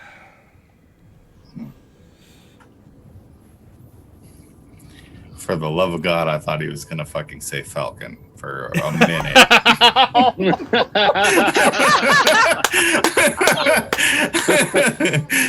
This is We For all fought our the big bad viewers, evil guy. Falcon is a good old friend it's of like, ours. look, you're gonna hear some things. I'm pretty sure Falcon didn't do this one.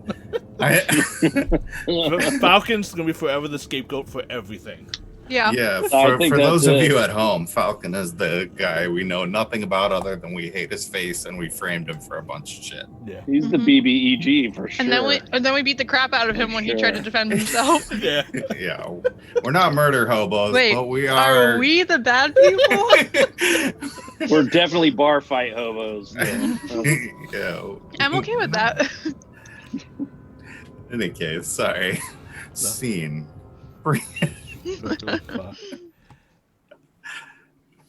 And Do we need to help with this investigation group? I will. Oh no, we would definitely. I think tracking down Cassidon should be left for a more forceful presence than from nation to nation, as he did arrive here only because of his diplomatic papers as an emissary and ambassador from Doveport Alliance. And as far for collecting Galeria, we see no issues with that. Hopefully it all goes as planned. It's just a quick hike into the woods outside the city. Sure. I'm sure this was just going to be a quick Omar festival, but how well known is this connection between the unicorn and Omar? Because this didn't seem like some scrapped together knife in the boot kind of a plan. This seemed thought out and orchestrated, and if they've thought ahead of you, then this unicorn may be in danger. They'd look and say, I will send more people to check. Are you offering to go as well? I do believe we have potential business needs for a unicorn, but at the moment I think we be very interested in being helpful where we can, especially if it means finding out who's responsible and being on Team Vengeance, as it were.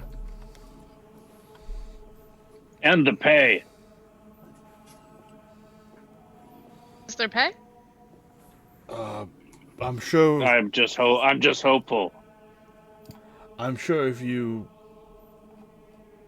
help us, there will be some reward to retrieve Galeria and ensure her safe arrival.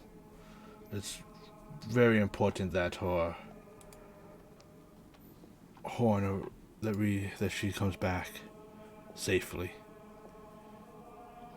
So when is this expedition leaving? I've already sent out a party. So Then how can we assist? you can go and assist them if they need it. Backup, support. You all fought bravely. So I could vouch for your prowess in leaving the city safely.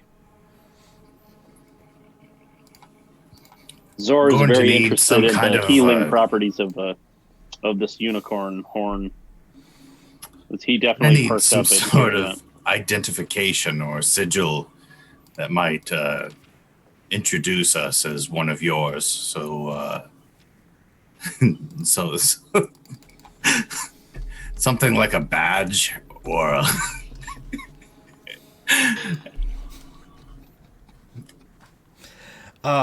Yes, we could definitely set you up with some form of identification. Banks is just gonna be collecting like official badges of every organization we come across. It's gonna be like it's like McLovin, the but supernatural, with like police badges. like Yeah, he's gonna have that, and then like whenever we come upon a situation that needs some sort of identification from like a higher up, he's just gonna have a bag that he has to dig through. Perfect. I'm not very good at disguising myself, but give me a badge. I'll push it in some faces.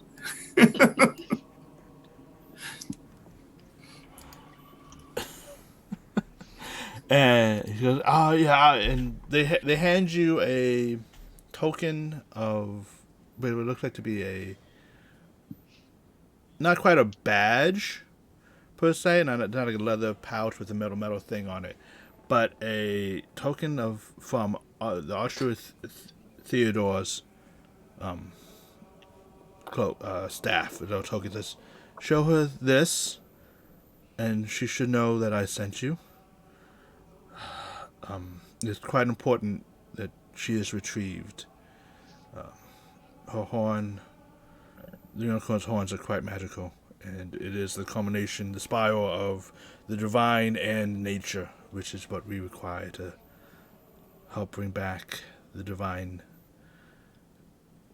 Wait, I'm gonna kind of look around and like more under my breath to the group. Like, is he talking about removing this thing No. and bringing it back?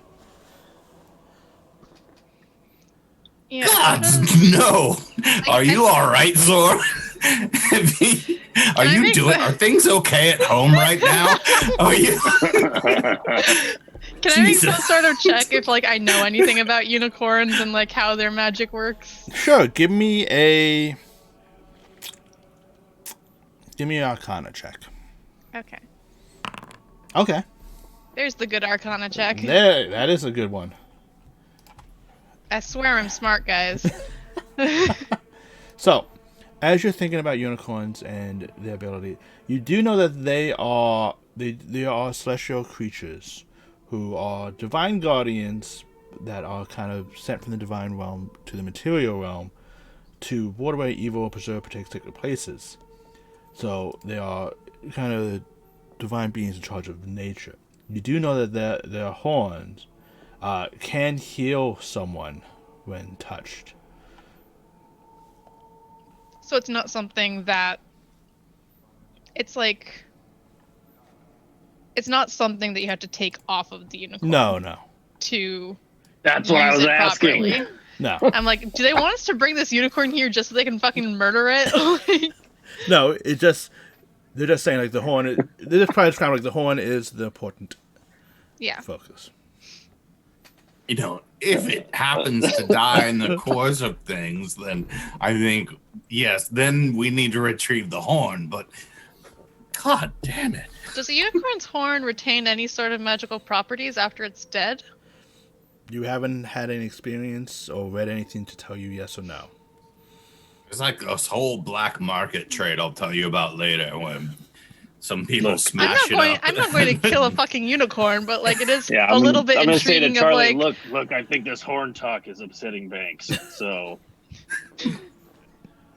are you kidding me? and He's then I'll always talking realize about I'm horns. making like the chopping action and just kind of stop.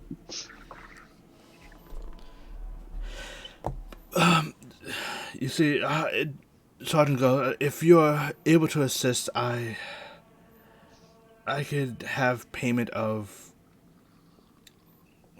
80 gold pieces Each? total. That was It's worth a try. fine. I think that in the service of a god having been killed in front of us, we could probably accept 40 gold. 80. Or 80? Sure, 80. I'm just talking about my cut. Is Oh, as the most learned one here, that's not how math branching works. out into comedy on his routine lately. Look at him go. look. The important thing is there's a unicorn out there. We need to find it. We've got a bird person here who needs a unicorn. Oh yeah, is I think Byron the with stars us, are or- aligning. Byron is with you. Okay. Is he gonna come along on our little journey He- to the Wizard of Oz? I mean, Do you wanna the ask him? Unicorn of Oz. Do you wish to ask him? Yeah, I'll be like, so you said you were looking for a unicorn, right? Yeah, definitely. I would love to be able to be back to be a human. Traveling into a dangerous forest to find a unicorn is great idea. So yes. I have a question, actually.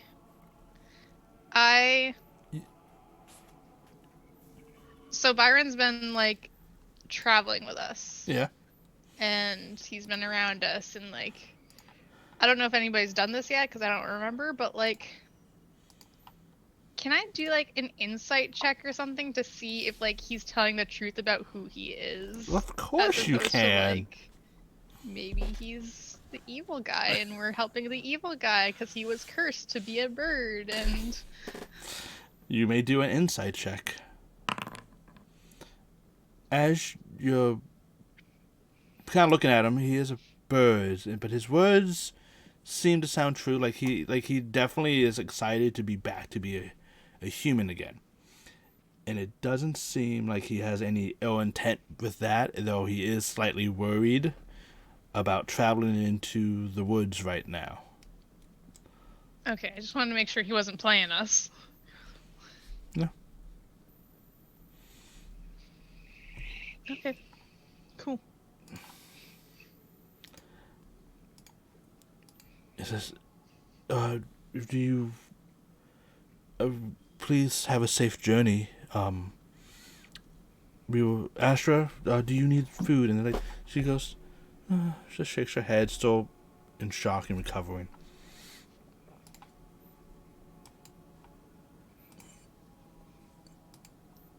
It says, I wish you all luck on your journey. If you just head out from the northeast, you will follow the trail. You should see guards posted along the way. Simply just ask them and they will be able to direct you. If all goes well, hopefully by the time you get out there, they will be on their way back with Galeria.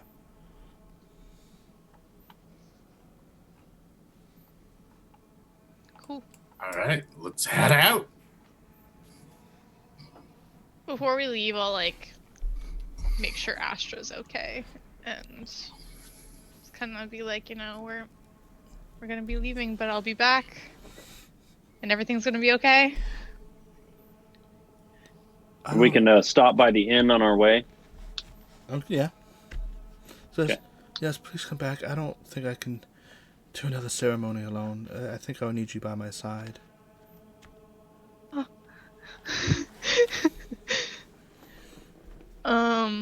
I'll just kind of like turn to the priests or whatever we were talking to, and I'll just tell them like, protect her with your life. And you guys swinging by the tavern on the way out of town? Yes, I definitely need a refill after pouring one out for the homie. As you guys at the tavern, Make sure I'm topped off. the tavern does give you Mr. Trianon does give you a refill on your drink. It's like, what happened? I heard about the festival. It was horrible. You have no idea. Honestly, you have no idea. I've never seen anything like it. As you say that, a silky figure drapes her arm over you. As Galenia goes, "Oh, you strong man, I saw all you did. Oh, every woman here should want to thank you in any way possible for the courage that you shown. With your mighty hammer, how thick it is and how strong and powerful those blows were." And Zor is just literally like, you can just see the sweat beading on his head as his cheeks like just start turning redder and redder.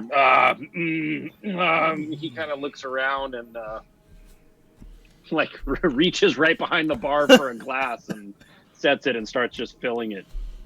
Yes. But I must go. I have so much to check on. I must leave. Hey, see if she did anything shady while she was all on him. Well, perception check. Yeah, Zor has no idea. Yeah, He couldn't even begin to he's not perceive it. paying Yeah, attention. no. I was like, You did not Just- note. look at this hand. You did not notice her slip anything on him or take anything off. It was very much just a gesture of Some heavy flirting. heavy flirting. And Okay. quickly as she comes, I don't get it, but I guess some girls. quickly as she comes, as quickly as she goes. And you I got a guys, little bit of dwarf in me. You have to understand. and you guys continue your way out of the city unless you guys wish to do anything else. As we're leaving, like, are there any shops or anything open, or is everything like shut down for the festival? There are a few kiosk shops open. What kind of shop are you looking for? I just wanted to stop somewhere and like while I'm here, and it's not something that I'm gonna be able to do like anytime soon, but like I wanted to stop and get the supplies to be able to transcribe these spells into my spell book. Those shops are currently closed. Dang. Okay. Okay. Are we counting any of this like downtime as a short rest? Yes, you guys. While waiting, you guys. did Yeah, have that's what I was. Yeah, hoping did have for a the short end to rest be a short in rest. case you guys needed. Okay. I don't think anyone really got hit in the last encounter. Oh, I did. Oh yeah, oh yeah. So you may use your hit dice if needed, and recover I'm gonna any. use my arcane recovery to get some spells back. Lovely. I think I only need the one. Yeah. Oh, cool. Cool. Do you have Ew. song? Wait, do you have Song of Rest yet? Though. No, I think you- that's. No? Oh, I do. Yeah, Yeah. I do. Yeah, second level. I thought that was okay. Yeah. So what do I get? A Was, You have to add something extra to it, I think. 1d6. It is 1d6. So you just click on the features under activate ability, Song of Rest, and it should roll another d6 for you. Cool. Yeah. Everyone else also gains this one extra hit point as well if they needed it. Oh no. Sure did. Thanks. Well, you regain 2 hit points, Banks. Oh god. How many are you missing? Only missing one now, but it's really the principal. It's just the principle of rolling 2-1. And with that, we head out. Oh wait, I get Blade Song back on short rest. I didn't realize that. Mm-hmm. And so, we all heading out? I guess so. Byron is on your shoulder. He goes, I won't fly around. 'Cause I don't want to be... But also, as soon as fight happens, I am going to fly away. Please don't hit me then.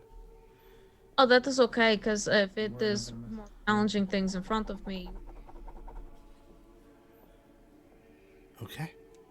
And with that, you guys head out into... Leaving Ilianthus as you walk along the track.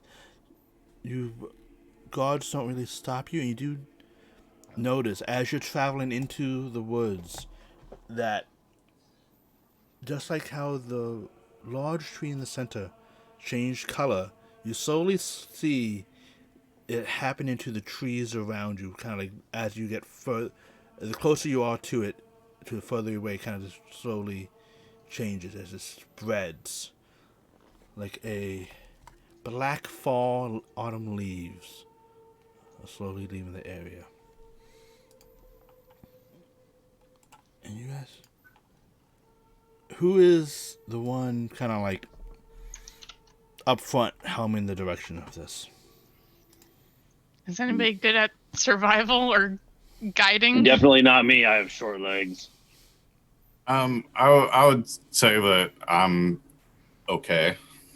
Okay. I can And assist. I'm motivated, so I would probably definitely be like trying to speed things up. Okay. So so roll survival. Perception. Perception. See, Whew! that makes up for the 2 nat ones. Very Nice. perceptive Does right it now. though? Wow. You perceive everything. As you are walking down this path, following the rough directions that Sergeant John gave you, you travel a good You way. find the meaning of life. You see all the changes happening around you. You see the animals are leaving the area. Kind of like there's almost like this mass exodus.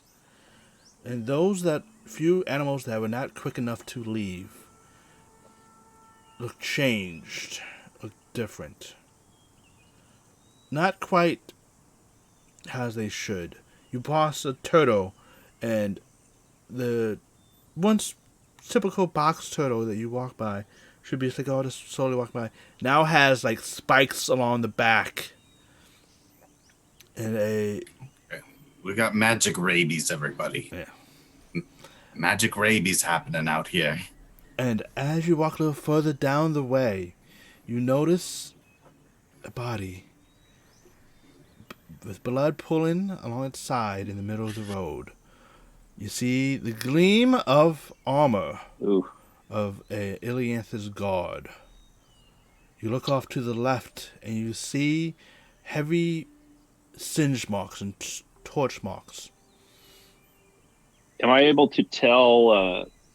Can I medicine check to see like how long ago this body? Yes, you can. How long it's been dead? Yes, you can. Give me a medicine check, please, good sir. Okay. You know what? We're rolling good. Well, this traveling portion is. Yeah. With the movement, with the determination, as you all feel that you're on a great purpose, you are focused, and as you get close to this body, you can see that it has died recently. It's still warm to the touch. The blood is still slowly, though not so freshly. The blood is not gushing out anymore, though the wounds are quite severe. And you see that most of the blows were done either by some type of slashing weapon, and you see marks of fire and scorches.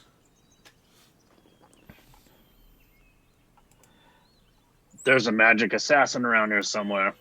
And if you look off to the left, you see similar scorch marks, and you see broken bushes, branches that quite clearly lead somewhere deeper in the woods.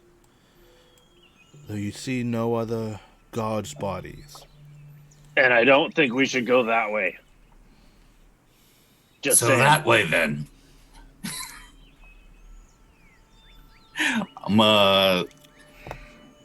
This is like, yeah. I'm gonna suggest that we head in the direction of this killer. Okay. This killer fire scratcher. I'm always going to follow Banks's suggestion, even though it's against my better judgment. And I'm just going to warn him that, look, I'm just saying that I will say I told you so if I have to. Later. You've earned the right. To be fair, I feel as though before this day is done, we've got many more idiotic choices to make. So get Speak your for yourselves. notepad I only ready. take. Speak for yourselves. I only make educated decisions.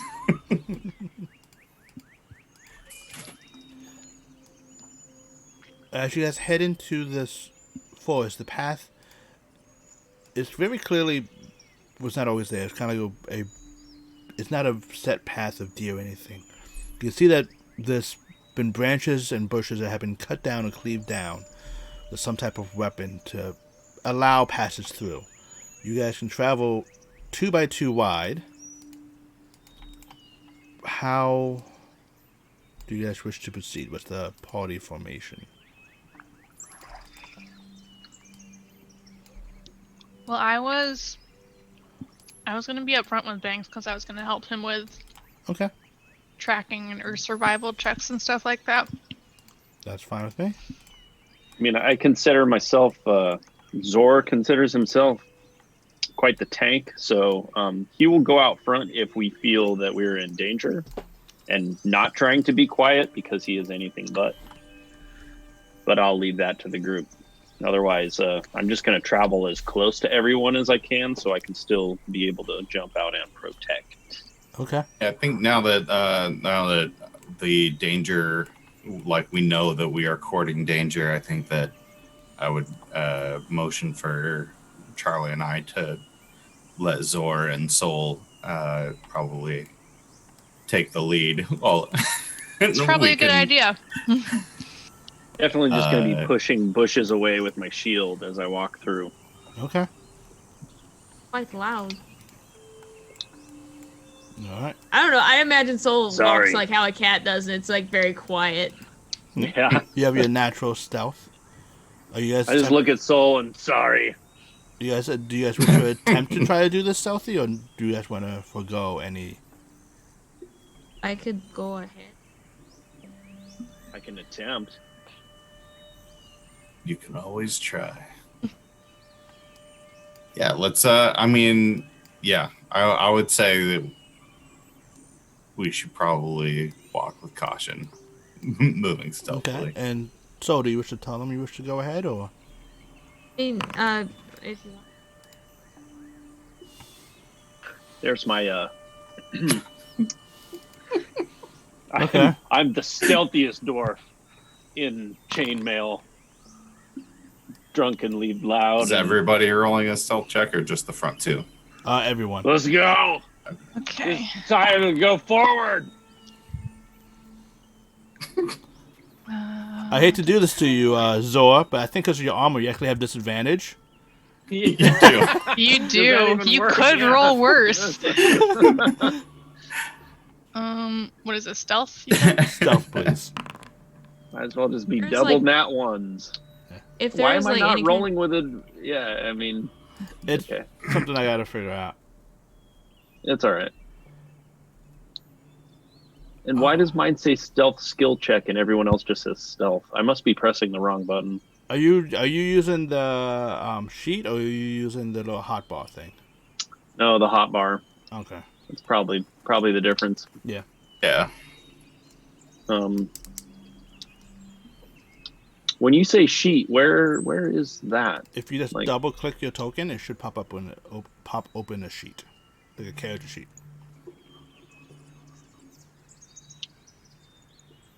Okay. I'm just trying to figure out like where I don't see where to cast, like click on a skill. If you have the attribute tab Oh, Yeah. selected all the way to the Okay. left, and you've got There we go. her. okay. So the one is still the low. There. Okay, I see. Yeah. All right. There So we go. you Yeah, it's guys, fine. you guys, Thank you. I'm still learning. I'm still learning it. Thanks for bearing with me. no problem.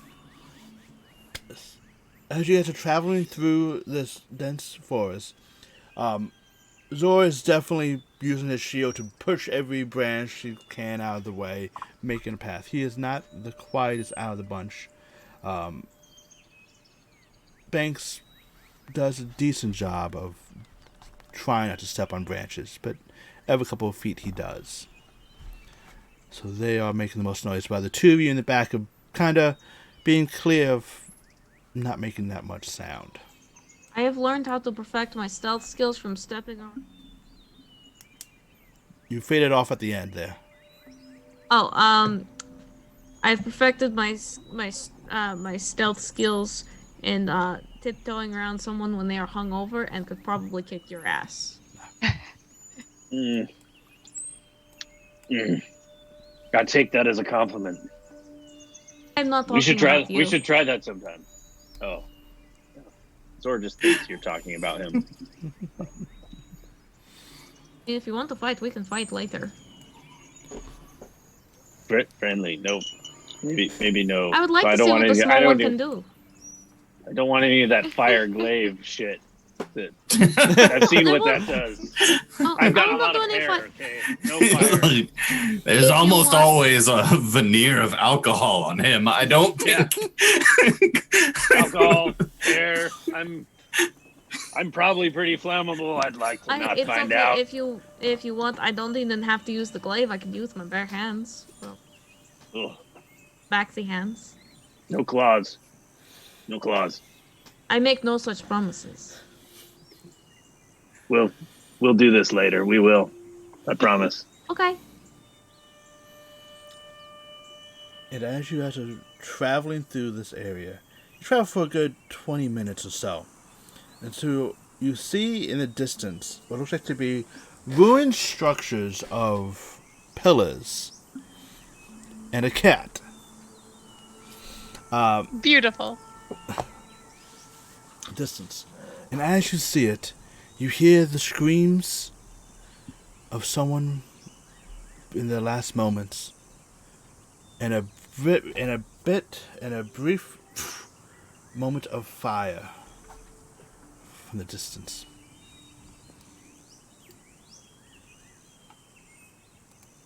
And as you guys get closer, you see pillars falling over.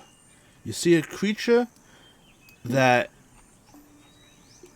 looks like to be burnt wood with pieces of like glowing fire coming around. You see several dead guards laying around the area.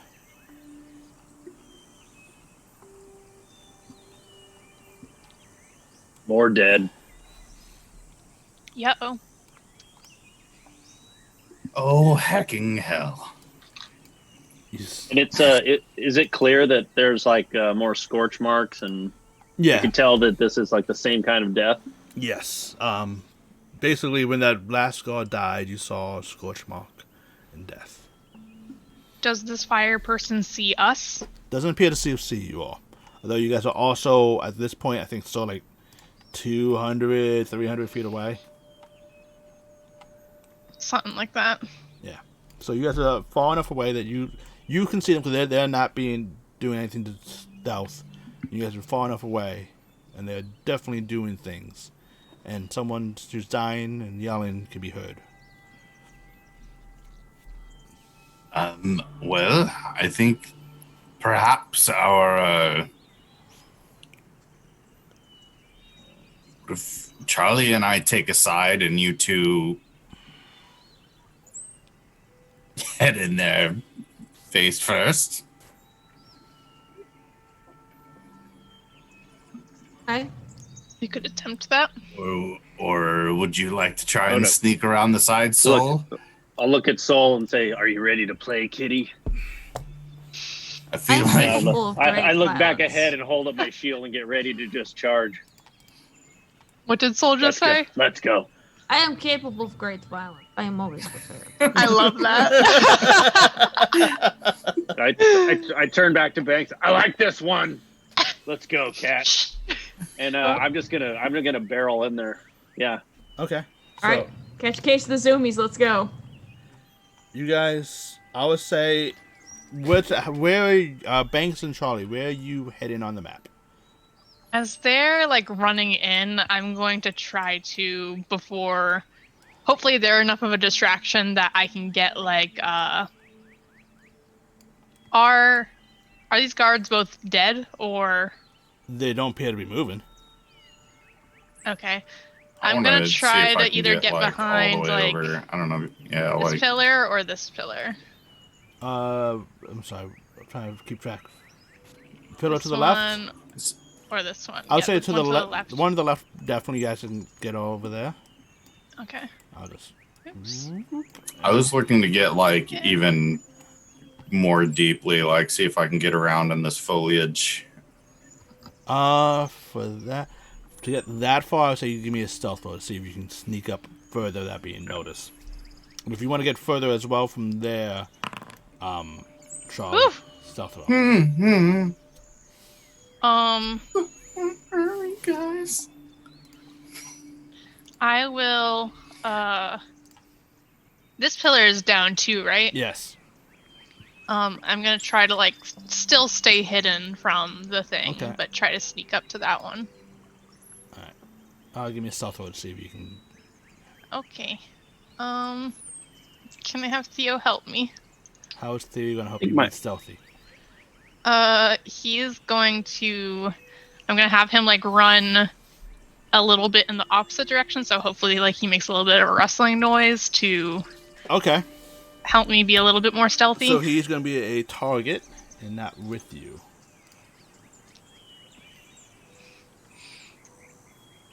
I guess. Okay, so go ahead and give me a stealth roll with advantage. Okay. Ooh, good thing. Alright, so you want to get over here, you said? Yeah. Alright. I'm trying to get like closer to these guys to see if I can tell if they're alive or not. Oh, these are not guards at all. Oh, what are they? As you get closer, you see two small figures heavily cloaked in dark robes, covered with leather bandages banded around that makes an armor set as you get set up to it.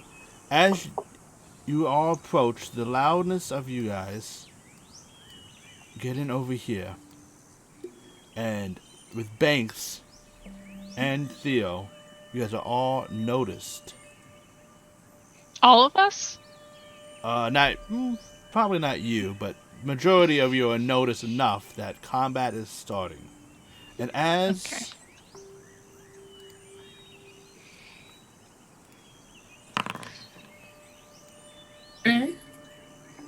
Surprise! God damn Wild it. card. Hey, there's my 7 that I was missing from everybody rolling 7s last combat. Ouch. let's remove this. I don't have a bad initiative. Why do I That's keep rolling if you poorly? pick up, if you Yeah. pick up. So I like to imagine the whole Mine thing just of shouldn't be that bad anyway. let's go, cat, and the cat's like, "Yoom." Yeah. Zoomies. And with that, we'll start the battle. Let me get some good music going here.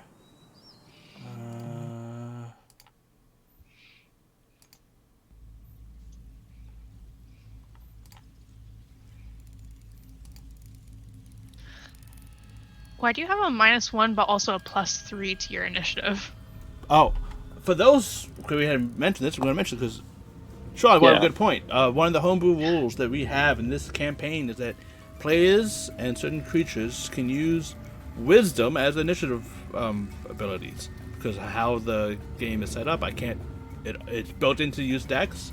Oh, okay. Zor's wisdom modifier is 2, so I just gave him an extra 1 to negate the Dex. Okay. I did remember the wisdom rule. I just didn't Oh, know okay. if it was. That makes sense, though. Yeah. So that's why mine is +2 with a mod of +3 because my dex is -1. So you gave me +3 to make it a 2. Yes. Because that's what my wisdom would be. Yes. Math. Okay. Every Math. dungeon Some master. complex math equations just for homebrew. Yeah. And Sorry for Twitch viewers that don't understand the rule set, but The that's how it complexity works. of There's math. Yeah. calculus. I am working on getting a little page of our website down with all the homebrew mechanics we're gonna have in this game. With as you guys are running forward, Banks, you run trying to hide into a bush. However, you get stuck in some branches, and you see these dark figures with gray thing. Look over and snarl these sharp teeth at you. They notice you. However, you're so nimble enough to react fast. What do you wish to do? Just as a just want to know if without I'm not trying to take a detective turn or anything, but can I tell anything about these creatures or are they I would say give me people or used to be people or give me a nature check with advantage. okay. You can look at their form and they look elvish in make. However, you have heard of them as creatures of the Shadowfell. You can't remember their names, but you do remember that they do love darkness. They love light, but they cannot stand much of it. Okay. They come from the Shadowfell. And the further off creature? The further Anything off about them? no idea. Nothing. Okay. Nothing. She looks like a charred wooden female form. I am going to pretty immediately then just use Dissonant Whispers on alt target on the closest one here. Okay.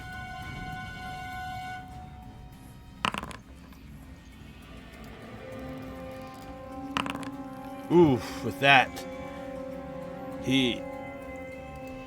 what do you say to him?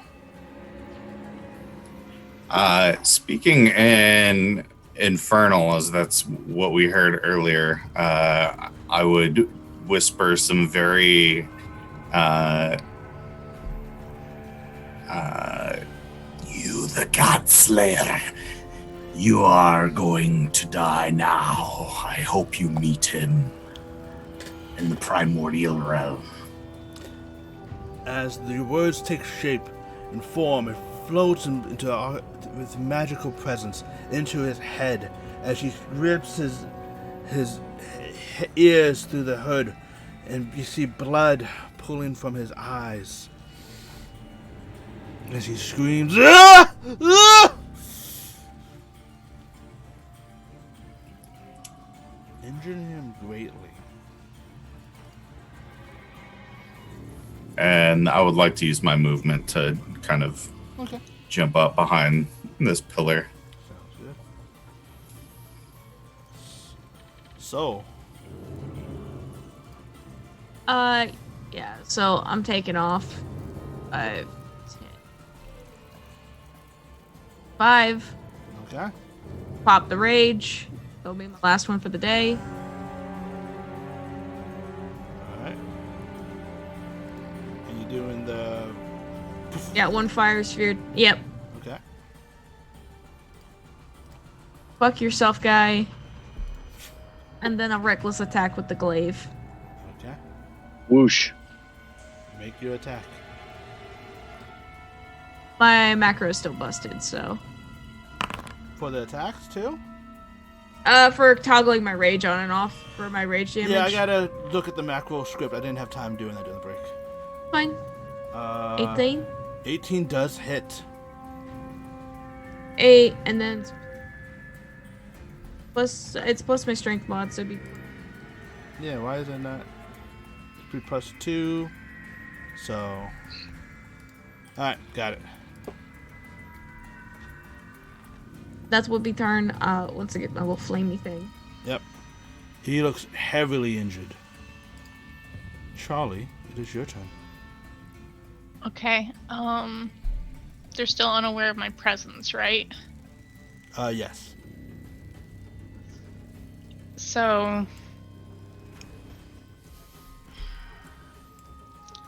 would that like give me any sort of Advantage? upper hand? It would give Yeah. you advantage. Okay.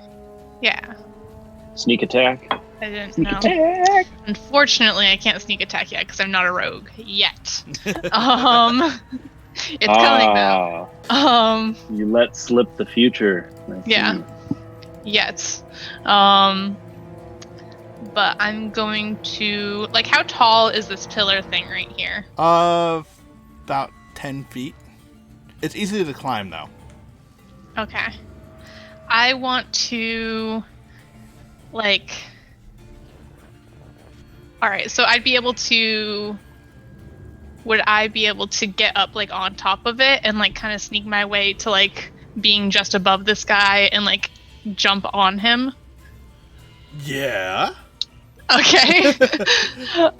As I'm doing that, I wait until the last second to do my blade song because it makes noise. And so, like maybe not mechanically it doesn't, but like for flavor it makes noise because of how I do it. But so as I'm jumping down on him, I activate the blade song and it starts ringing. And so hopefully he looks up like right as I'm attacking him. Okay, make your attack with advantage.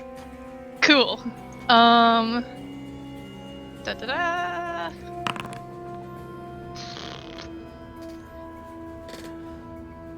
da. You do hit him. Oh, thank God. Yeah. Unfortunately, the thing doesn't take an advantage that often. This thing. And as you hit him, your blade slices down into him, stabbing him. And as he dies, I would like you. Give me a moment, please.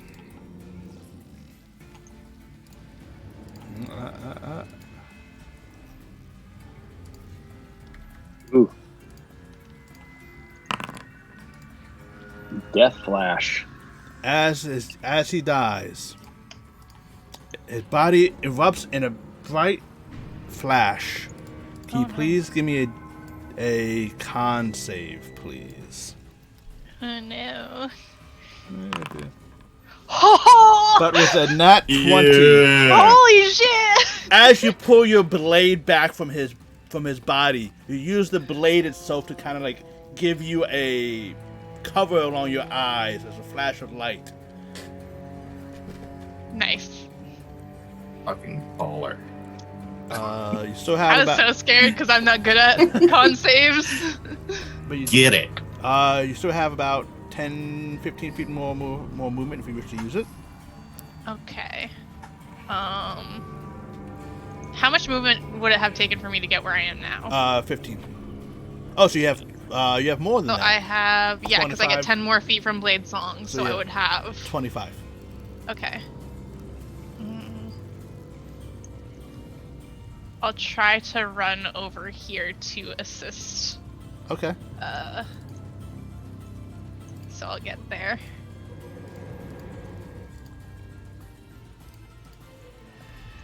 And that'll be it. All right. With that, he looks over at you all. He takes out a dagger and just attempts to stab you.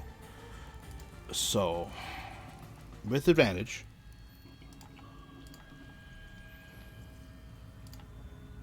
Does a 21 hit? It does. So you take 2 points of damage. Sorry, rounded down. Yep, I took care of it for you. As his blades tries to like stab you, you kind of flex your muscles intense, and it deflects the blow. And that is his turn. And now it is her turn. As you look at her closely, you see in one hand is a bloodied white, pearlescent white horn with spirals. Oh fuck.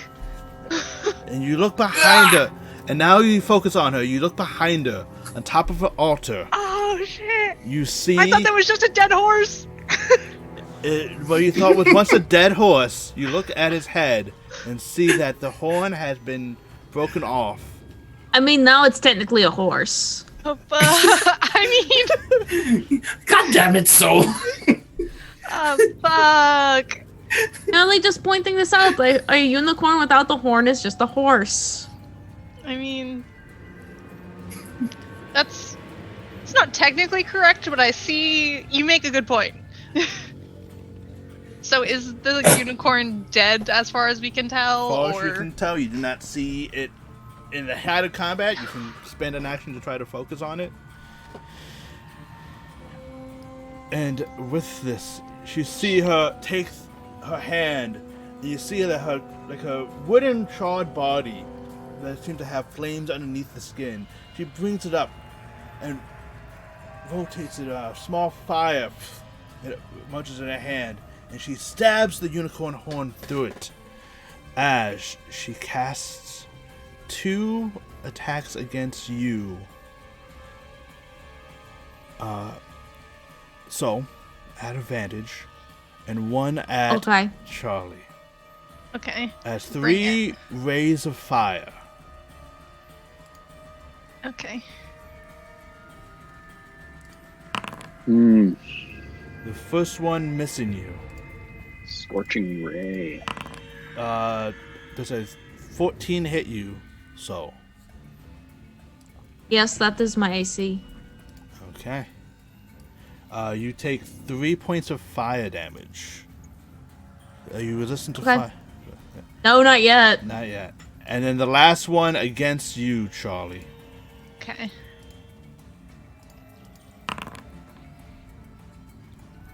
That is a 16 to hit. However, that Does not hit. does 19. Not, 19. I'm dodgy like that. Yeah. As your blade song again, you bring up your rapier to deflecting the scorching ray, along with your arcane magic mage armor.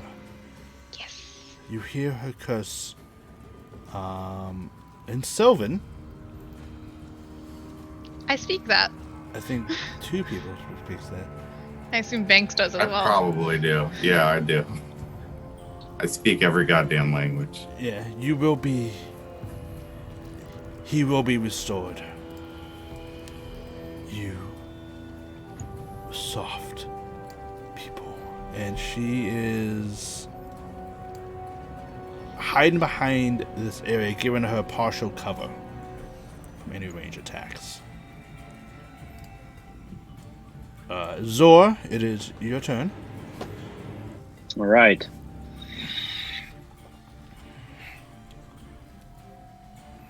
Let's see. So I'm gonna run in as far as I can. Let's see. How do I? Yeah, there. That's what I want, right? Oops. Oh, not that. What did I do? I put a. Just click this, like, pick up your token that you're going to drag it, then hit control. Okay.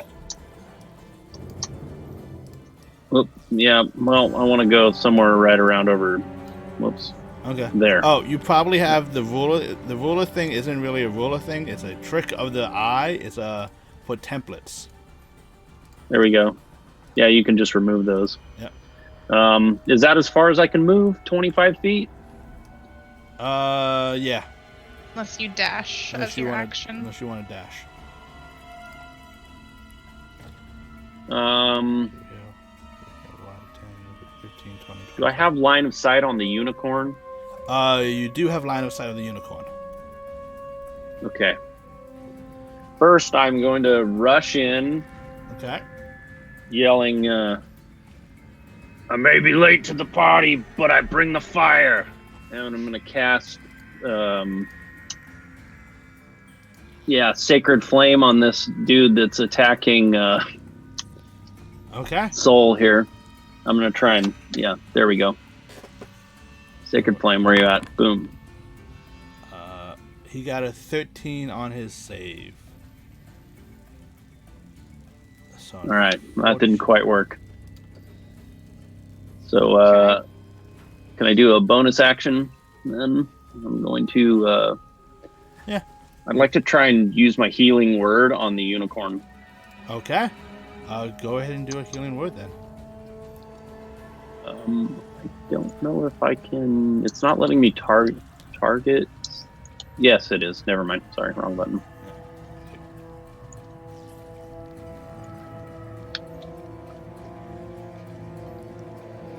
Gosh, All these ones tonight. with the ones. As you cast I don't know. magic along it, aiming to say a word of heals to the fallen unicorn. No effect take place, no wounds are closed. This beast needs more powerful magic as it is no longer alive. You could tell, like, while I'm casting it, it's like taking my all to try and put some kind of healing in, and a little single tear rolls out of Zor's left eye. It's hard to see though because he sweats a lot. But there's definitely a tear that because he knows it's not working. All right, and with that, it is Bank's turn. As you behind this column, you saw the flames shoot out. Yeah, I didn't. I actually, for those of you at home, like the lighting effects in Foundry are so awesome. I cannot see anything that's happening north of me right now, or Really to the right I of can me. actually, So, while you're playing, while it's your turn, I actually can. oh yeah, so that's what I see right now. This is the view that I get. I basically see all of you on there, but none of this. Cheat But and open the Twitch stream did on see- your fucking monitor, dude. So I wanted to move up here, and I assume that I have pretty good eyes on the big nasty over there. You do. From this. And what is the range? Oh, perfect. Okay, so I'm gonna use Phantasmal Force on this thing to make a large 10-foot cube-sized monstrous looking rotten nature thing that is going to hopefully, if this lands, I want it to shout at and demean this person. Something to the effect of, "You fool! They were sent here! Give them the horn and get your ass out of here!" Okay.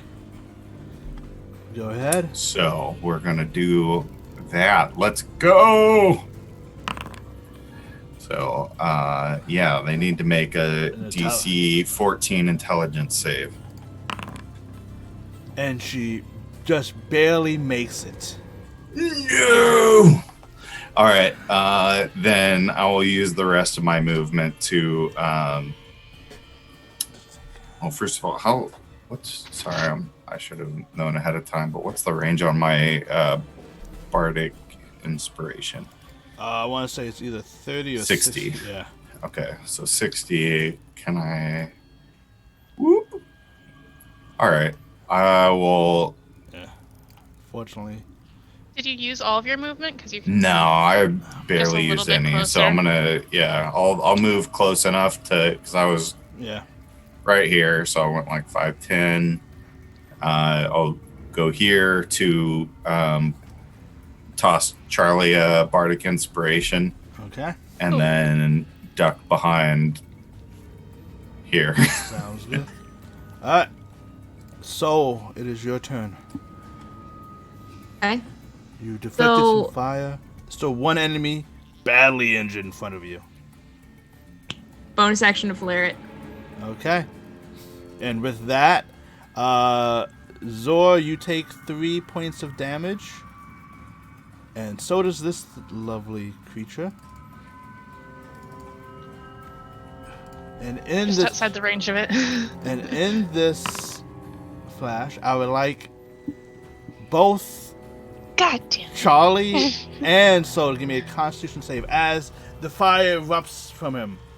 His own body implodes in this flash of light. However, you guys are not affected, nor are you blinded. I'm blinded by rage. Now, what would you like to do this turn, Miss? Anything else, Miss Soul? Yeah, I'm gonna go over there and ask her a question. Okay, go right ahead. Mazumi's, because I haven't in combat yet. I did it outside of combat just as we Yeah. were starting.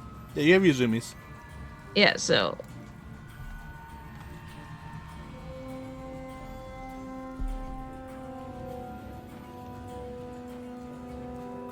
Five, hello, and I'm going to recklessly attack again. Okay. Hell yeah. Yeah, no. As Oh. you do, the I love back bad of- rolls. if your glaive touches the pillar, and as you're near, and you just look over, you see the unicorn with his tongue hanging out behind this creature. Just throws you off. Charlie, what would you like to do during this turn? Okay. During the last turn, I forgot to move my familiar Uh-huh. for what he would do, and so I was just gonna have him dash over to me Okay. so that he was on my shoulders again. Alright, we're just gonna Um. get rid of the token then. Okay. Temporarily. Yeah. And then I am going to use all my movement to get over here. Okay.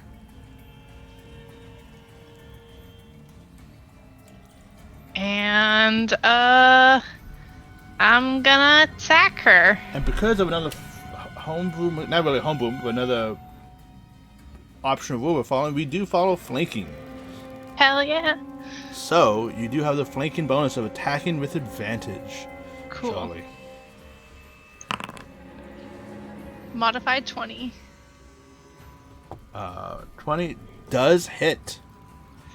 And she gets 7 points of piercing damage. And as you hit her and crack her skin,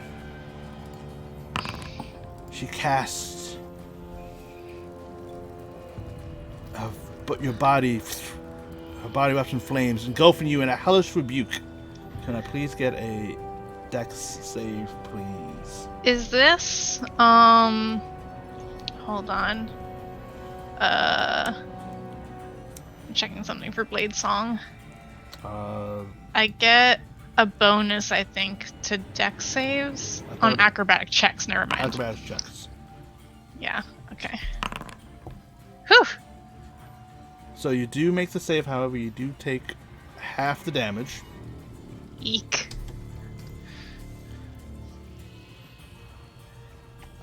So you take 9 points of fire damage. Oh no!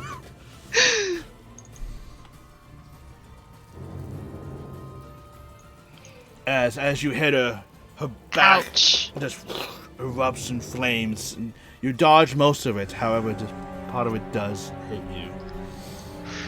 I'm very badly hurt. Anything else during your turn?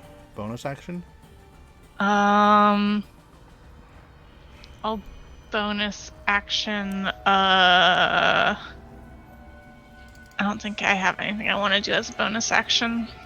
Okay. Yeah, I'm good for now. It is her turn. Yikes. This is probably a bad idea. Oh, that's not the right button. You see her take her hands and reach out to hit you, Charlie, with a Yeah, fiery touch. This was definitely a bad idea. However, with a nat 1, Oh! she misses. Ooh. And with the part of the homebrew mechanics that we have, with a nat 1 is rolled in melee, and anyone within melee can use that reaction to make an attack of opportunity. Oh, hell yeah. Yeah. So, Charlie and So, you may both take an attack of opportunity if you so wish. With advantage because we're With still advantage, flanking, right? you are flanking. Yeah.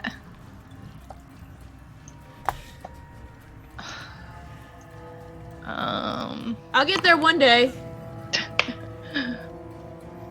You do hit her. I'm afraid I'm gonna take more fire damage though. Unfortunately, she already burned her reaction. Oh, thank God. Oh, that's only once per turn. Thank God. I thought it was every time you hit. Well, no, technically she does get a reaction back at the start of her turn. Unfortunately, she only can cast it once per day. Okay. Whew. Cast it again. Oh, it's so unfortunate. I would be so dead. I have 5 hit points. However, she is very as you hit her again, her eyes now are these small burning coals, and she tries to reach out again. Unfortunately, she misses as you nimbly dodges out of the way. Hell yeah. Whew, whew, whew.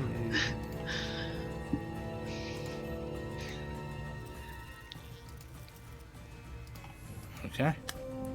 And that is her turn. Zor.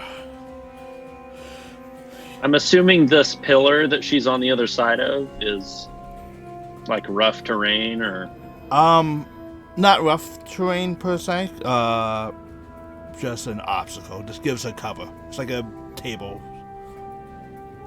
okay. Can I move freely like on top of it? Yes, you can. Okay, great, because that puts me able to get in range of her. So I'm gonna jump.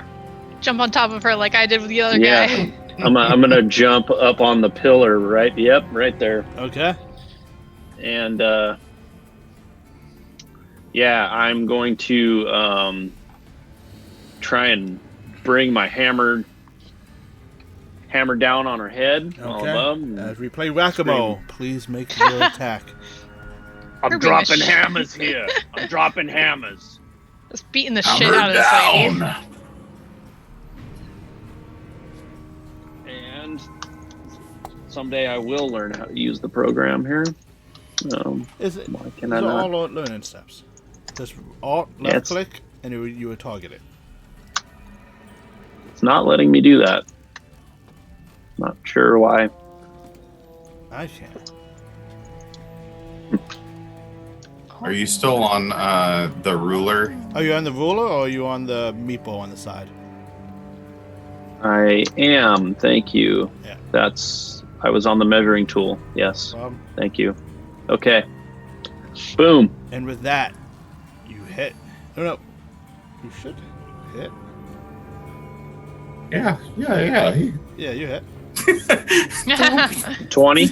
I'm like, 20 makes it. 20 makes it. Come As you come up, you watch as Zor gets on top. It brings down his hammer on top of her, hitting her on the shoulder blade. You hear the crackling of the wood kind of breaking as it's just like this charcoal. Any bonus action? Crispy. All right. So yeah, I'll bonus action. I'm gonna bring out my.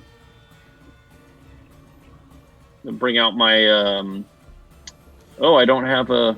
Never mind. I don't have a level 2 spell slot. Do I? Should have. What other two level 2 spells did you cast? I did before we left on the. I did in the fight on the You did. Spiritual weapon and spiritual weapon. That's the only. Don't you have 2 You spells? should have 2 slots. So I should have 2. you should have I'm 2. pretty sure you do.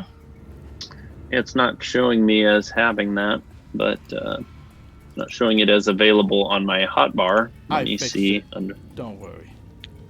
Okay. So I will definitely cast spiritual weapon. Okay, go right ahead. See. Yep. Boom. And if it could appear just like above her, I guess on the other side, so she is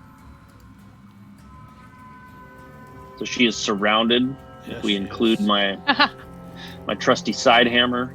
Can you flank with a spiritual weapon? Unfortunately, no. Does not get flanking.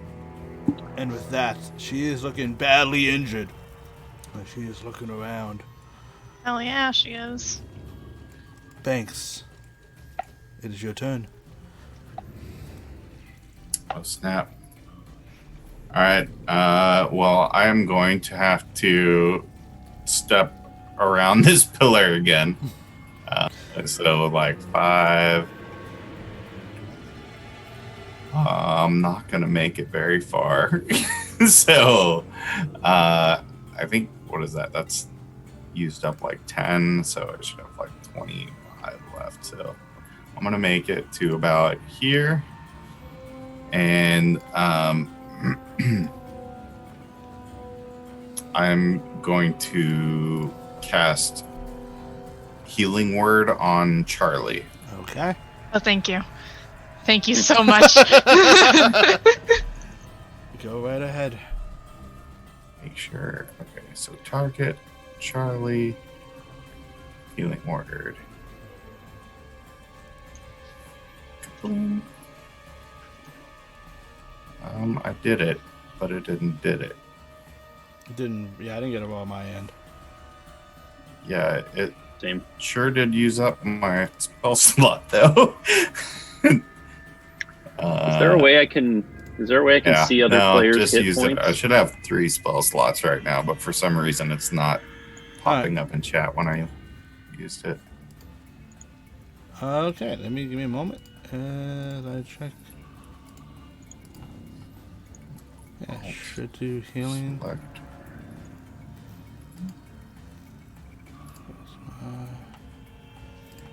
Let's try it. There we go. Okay, I did it.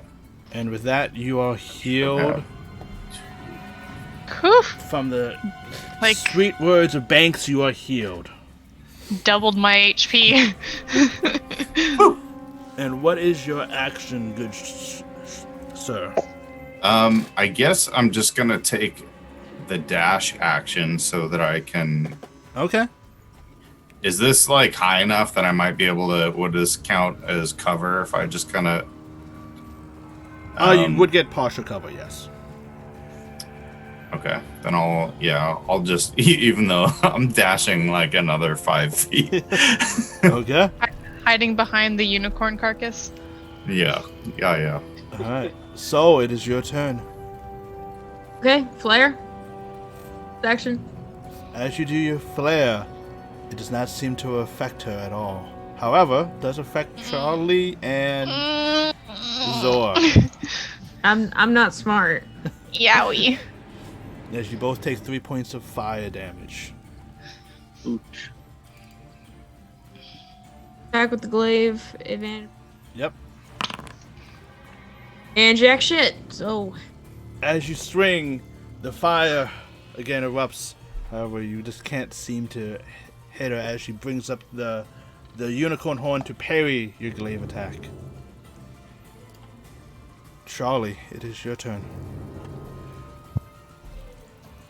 I'm going to... Like, how close to death does she look? If you put your mouse over, she is very badly injured. Okay. And that also, Zora, if you put your mouse over any other allies, it should say uninjured. Yeah. Injured. Okay. So that's just like an indicator of kind of a percentage. More. Yeah. Sorry, not to meta, Yeah. but Yeah. Okay. Okay. I'm Thank you. going to. So my spiritual weapon is dead. Yes. Because it's spiritual. Yes, it is. It's a spiritual It weapon. is. Oh, I get it. I get it. Perfect. Yeah, why not, right? I'll cast my Shadow Blade as my bonus action. Okay. Should have done this earlier, but oh well. Oopsies. I just killed myself. And REP. And I assume you wanted to use that to attack her. Yeah, I did, yes. So we can just use that attack against her. Okay. I mean, unless you want to re-roll it, but... I think no, I think a 7 and a 6 is pretty good. As your rapier is covered in this shadow-like energy, it stabs forth. Oh, she's still not dead, that bitch. Still not dead, though she is very. Like you see pieces of like the crispy remains of whatever wood exterior she has is falling off, exposing like this internal flames of just like a smoldering cinder. Okay, that's all I can do. And she is about to die. Ooh, how is she going? And she's surrounded. She is surrounded. I think it is time for a Hail Mary on her part.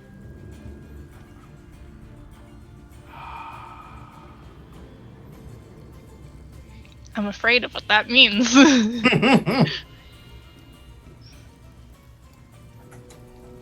She backs away. Soul and Zoe, you both get attack of opportunity.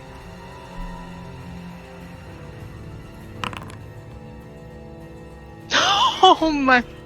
I'm so sorry. So. Up, I give up, man. This barbarian sucks. However, as she tries to get away, you see her starting to enchant a spell and bring out her hands as Zoe, you just hit her as she tries to leave the area. And she falls down limp on death's door next to the unicorn.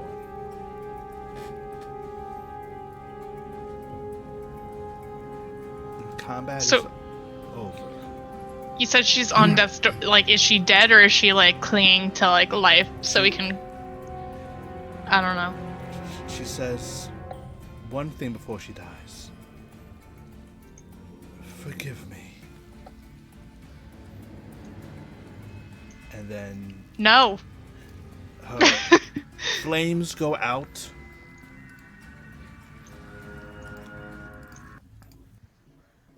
And you see the unicorn there. The unicorn horn falling from her limp dead hands. Shit. Anybody got any super glue? Just put it right back onto the unicorn. What is it that You know, you... technically, any humanoid could be a unicorn. We just pop that bad boy.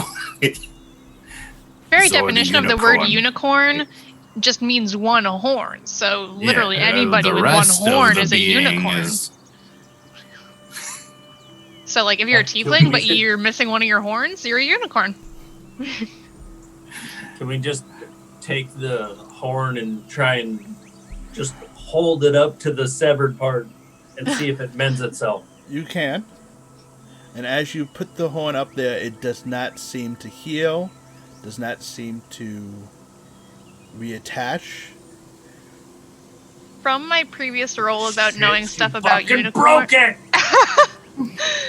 from knowing stuff about unicorns, would I remember anything about, like,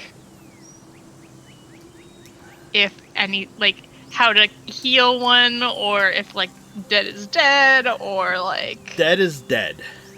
dead is dead. However, Okay. you do know that the horn is magical.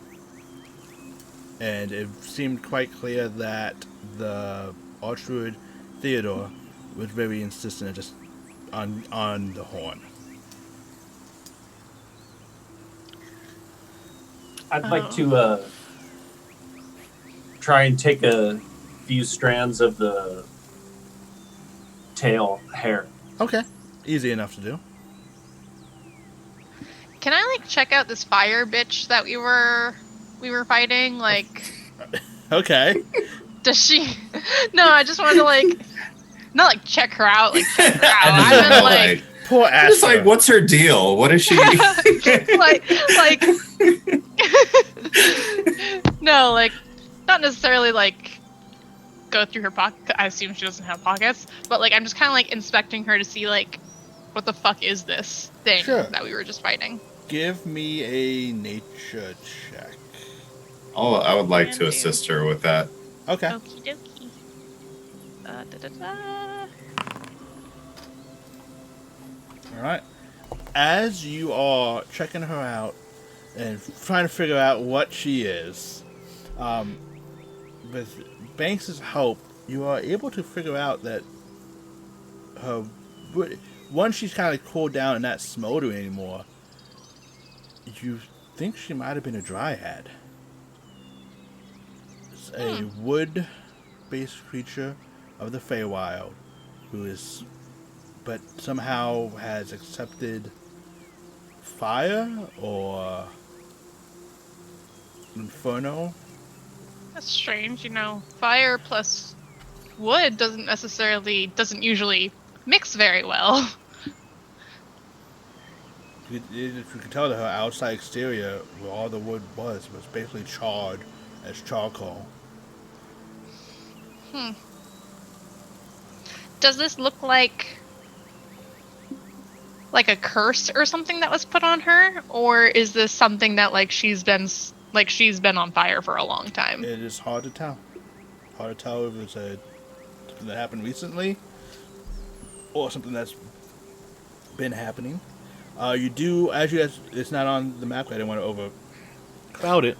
There are 5 other guards, dead bodies around in this area.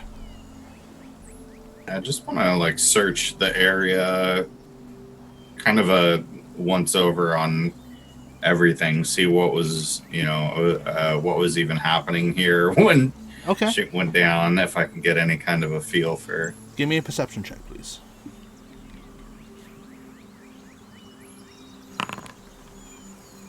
As you're looking around, the guards seem to be in kind of disarray as they've been kind of thrown off to the side.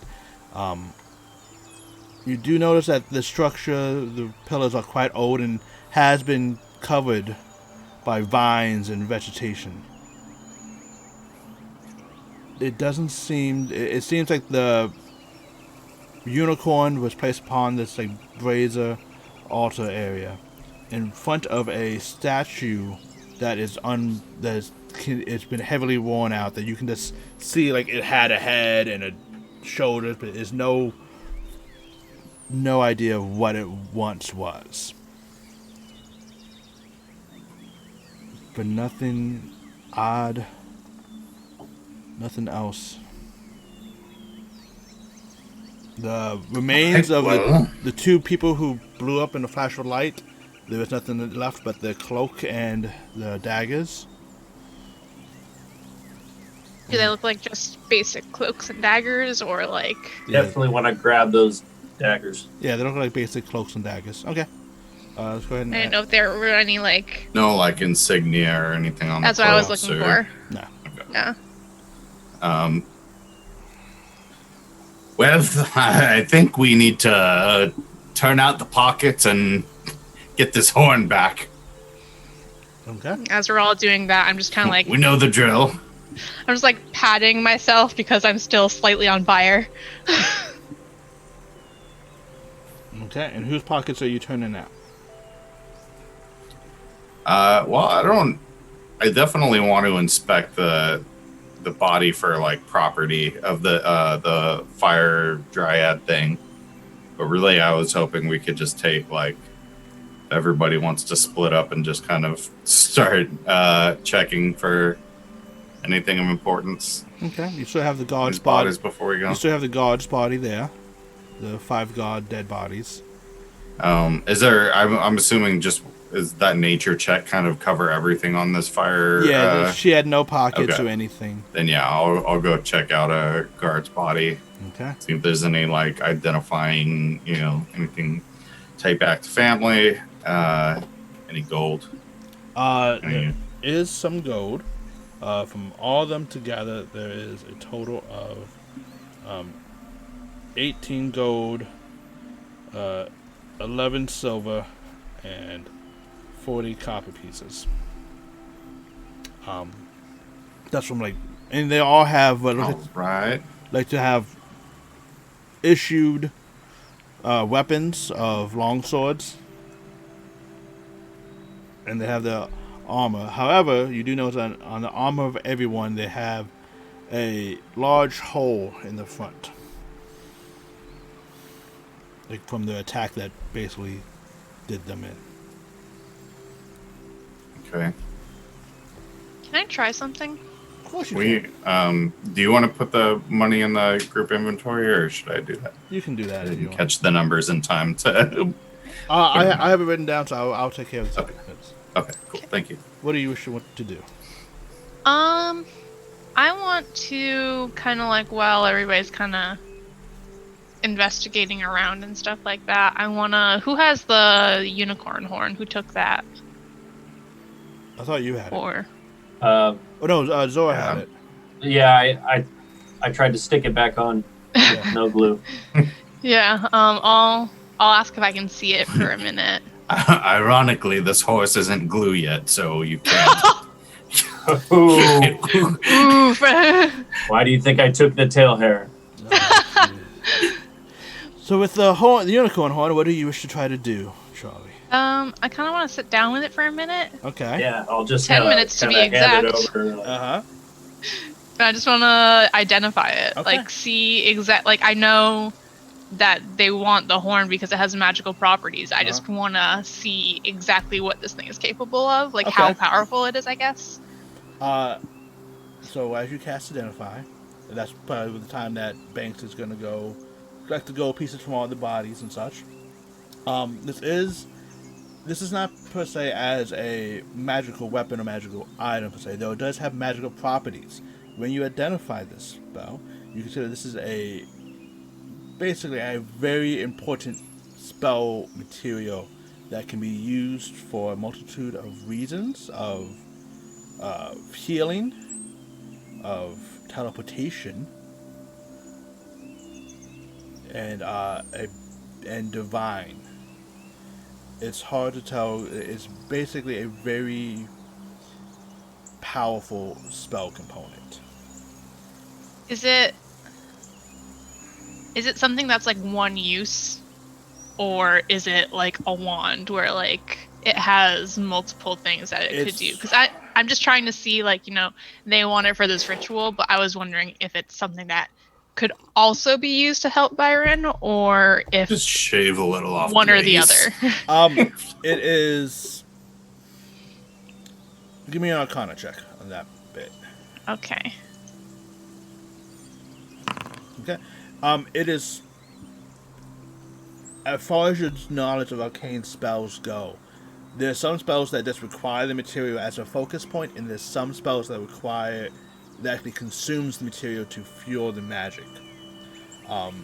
It is hard to determine what exactly spell that Archdruid Theus is going to use to cast this, to do what he is. However, you do know most Revivify and Resurrection type spells do consume the material. Yeah. Okay. At this point, Byron flies over and says, well, I guess I'm kind of going to be a bird a little bit longer.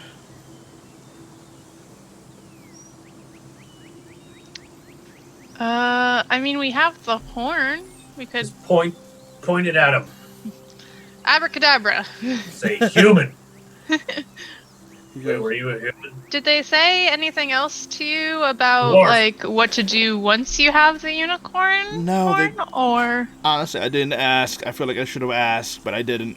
But like, I'm not to sound ungrateful, but like, me being human is nothing compared to Omar dying.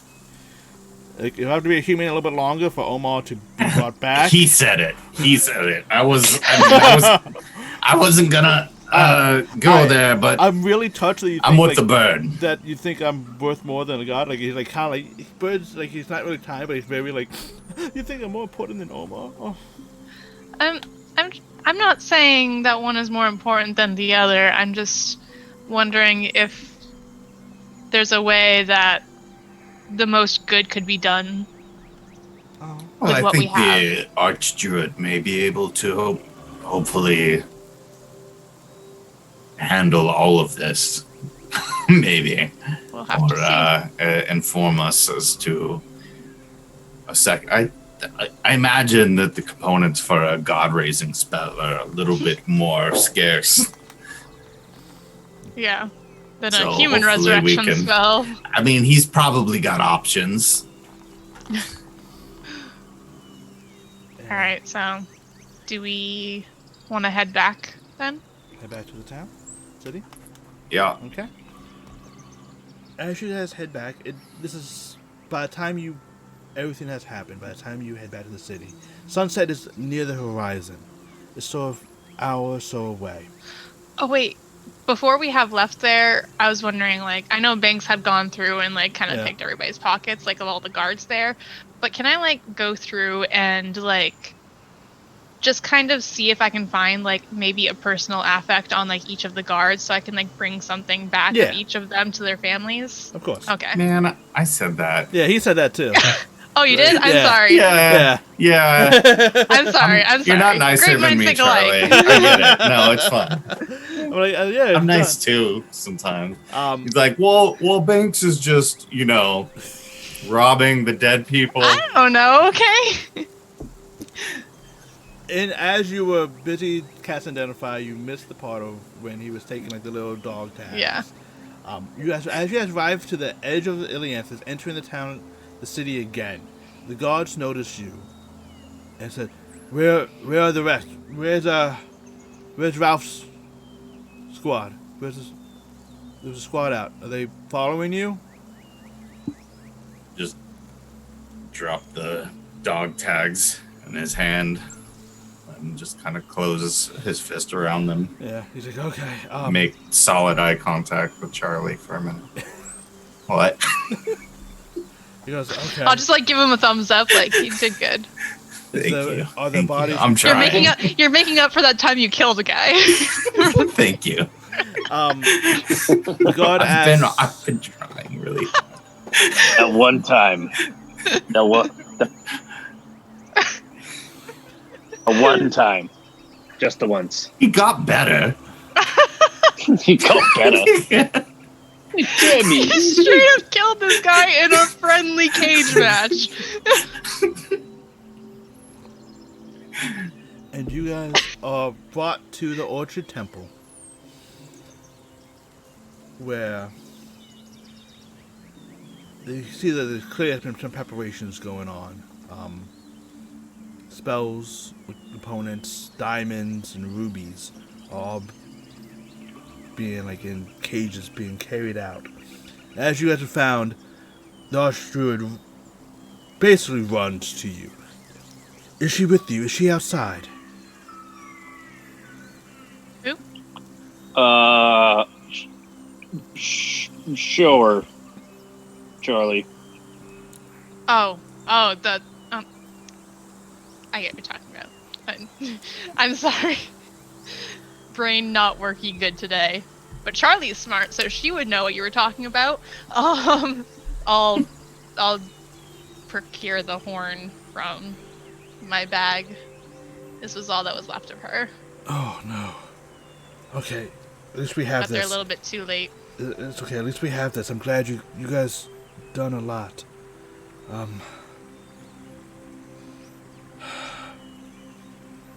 right, we must get to the the festival's locations quickly. Can you please bring Astra? She would trust you. She would. Is she still in the temple? Yeah, she's still in the same room. All right, we'll go get her. She doesn't seem to really have moved or done much. Like, it's clear that someone like kind of put a blanket over her. But besides that, nothing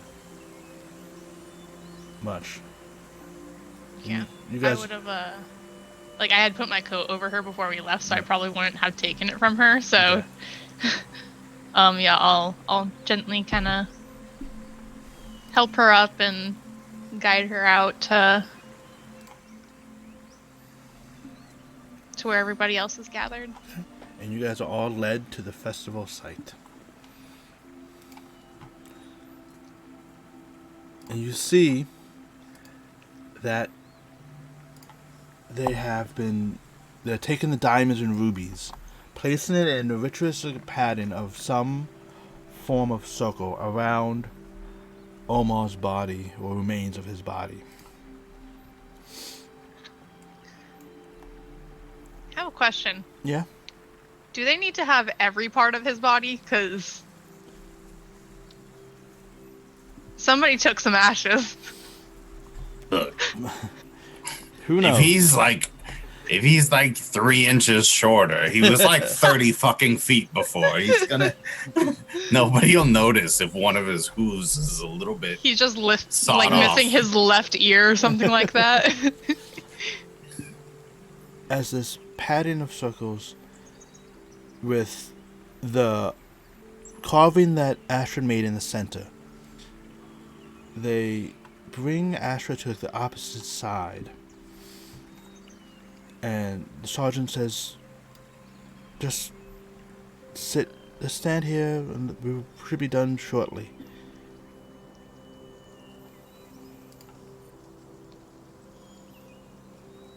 Astra looks over to you, letting go of your hand and just following. And then she turns around quickly, quickly wants you and gives you a hug. Oh, I give her a hug back. And I kind of when she pulls away, I just kind of shoo her off, I'll be here when you get back. And she says, thank you for everything. My pleasure. And she walks back. You see Theodos beginning to cast a spell. The diamonds and rubies on the floor light up. He holds the unicorn horn in his hand, and you see him plunge it. You see him put it inside Omar and bring it back out with pieces of ash remains kind of coating it. You see him walk over to Astra.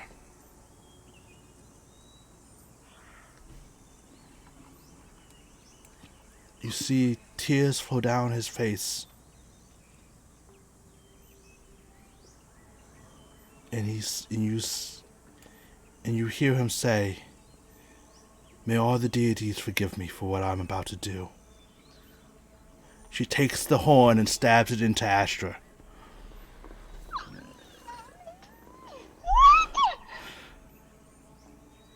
As soon as he does that, I fucking jump forward, trying to get to him. Gonna rush and try and throw my shield between the unicorn horn and He does not pull Astra. the shield. I jump forward and I just scream her name and You watch as the Argemontus steps back. The wound of where the horn, there is no blood. However, you see from the wound, the silver and what was on it, the parts of Omar spreading across her body. You get to her. She reaches out to hold your hand.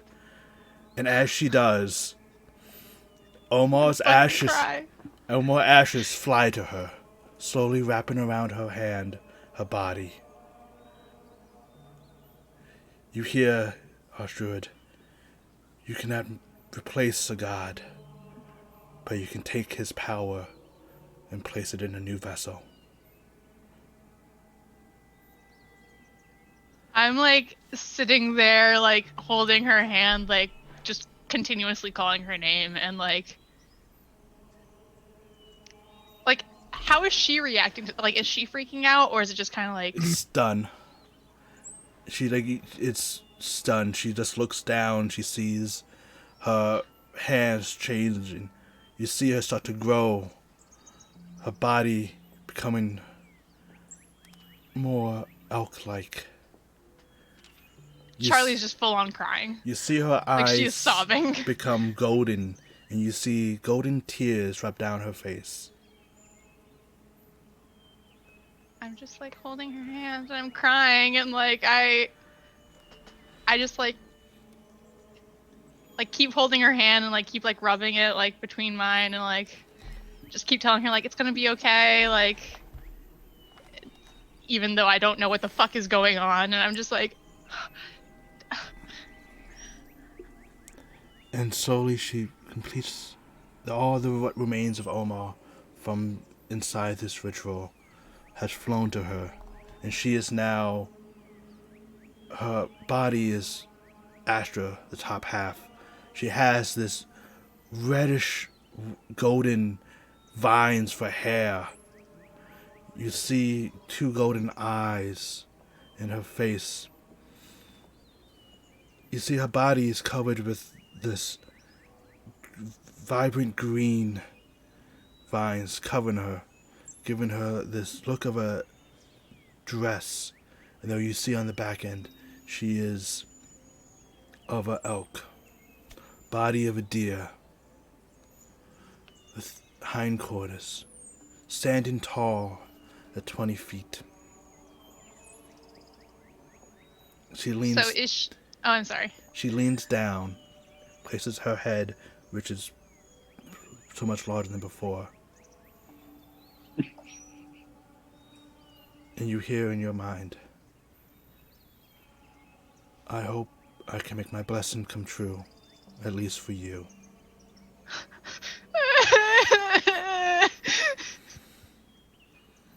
Why you do this to me?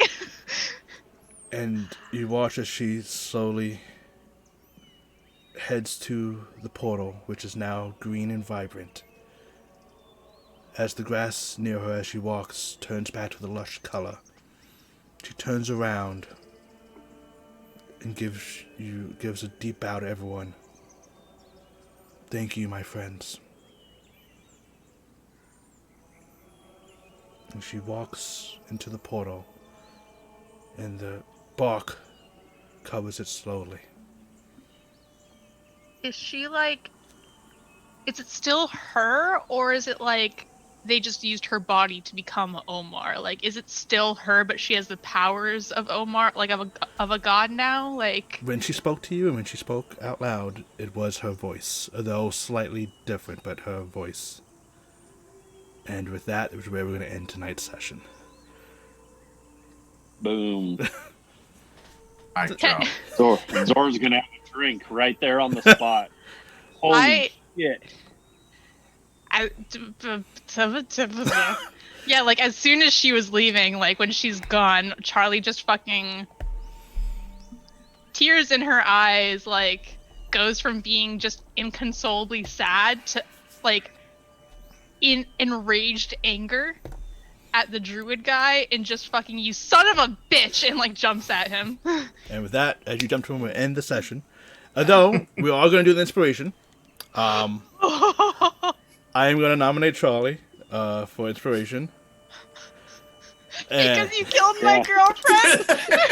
Yeah. Because you made me Were those fall in love and then killed the object of my affection. Yeah, I think we could probably toss her an inspiration. Sure. Were those Lucy tears or Charlie tears? That's what I want to know. Both. Little of both. Oh no. And so, and then with the other one, it is going to be Zor, because he has been very creative and did not metagame and try to heal the unicorn and do all that. Charlie can take it. That's all right. She gets my vote. No, I'm voting for Zor because A, I can't vote for well, I can, but like it's a little bit scummy. I'm not gonna vote for myself. And B, I think Zor is just hilarious because like he goes from being super serious to, hey, maybe we can make some alcohol with these god remains. I'm gonna try it. You watch So unicorn those- hair, god those- muck. Those in chat, you have to vote if you want Charlie or Zor to get inspiration. I think Rob and Kayla, who do you wish to vote for? I gotta toss this one to Charlie.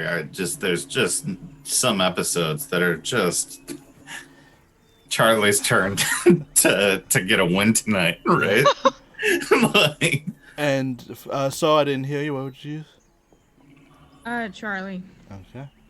I think with 3 for Charlie, unfortunately, chat, I'm not too sure who. Let's see. It's almost over. It is Charlie with another 3 votes for Charlie. So, Charlie, you have a point of inspiration. I already had inspiration from last session. Then that you I didn't use. Well, it's a new campaign, so. Okay.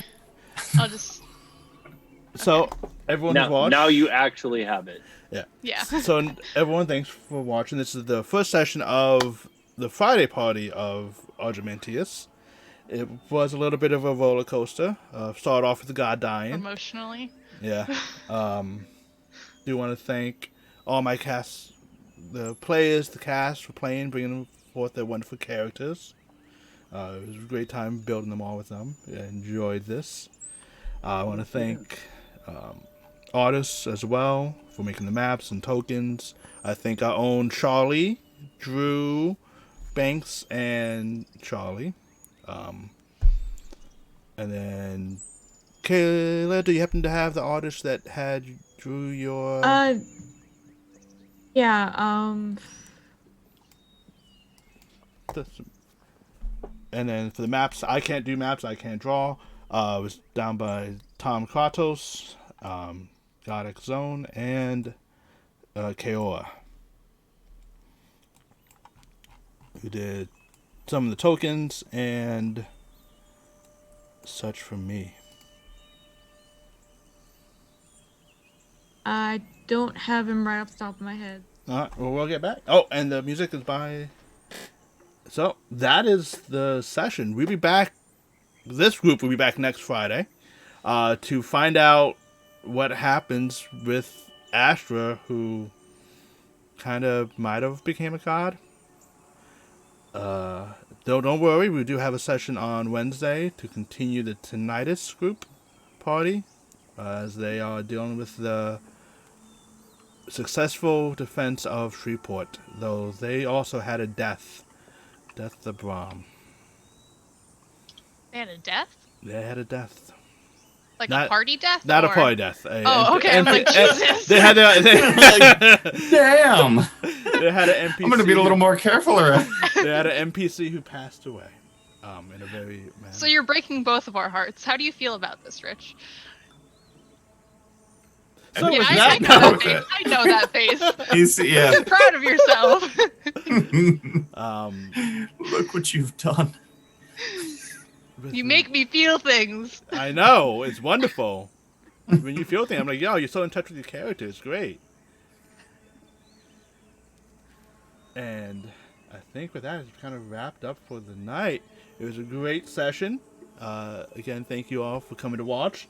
Thank you from the players for the wonderful show. And it's been a pleasure having you all. So have a good night. Thanks, everybody. Bye. Next Friday. Next Friday. Bye.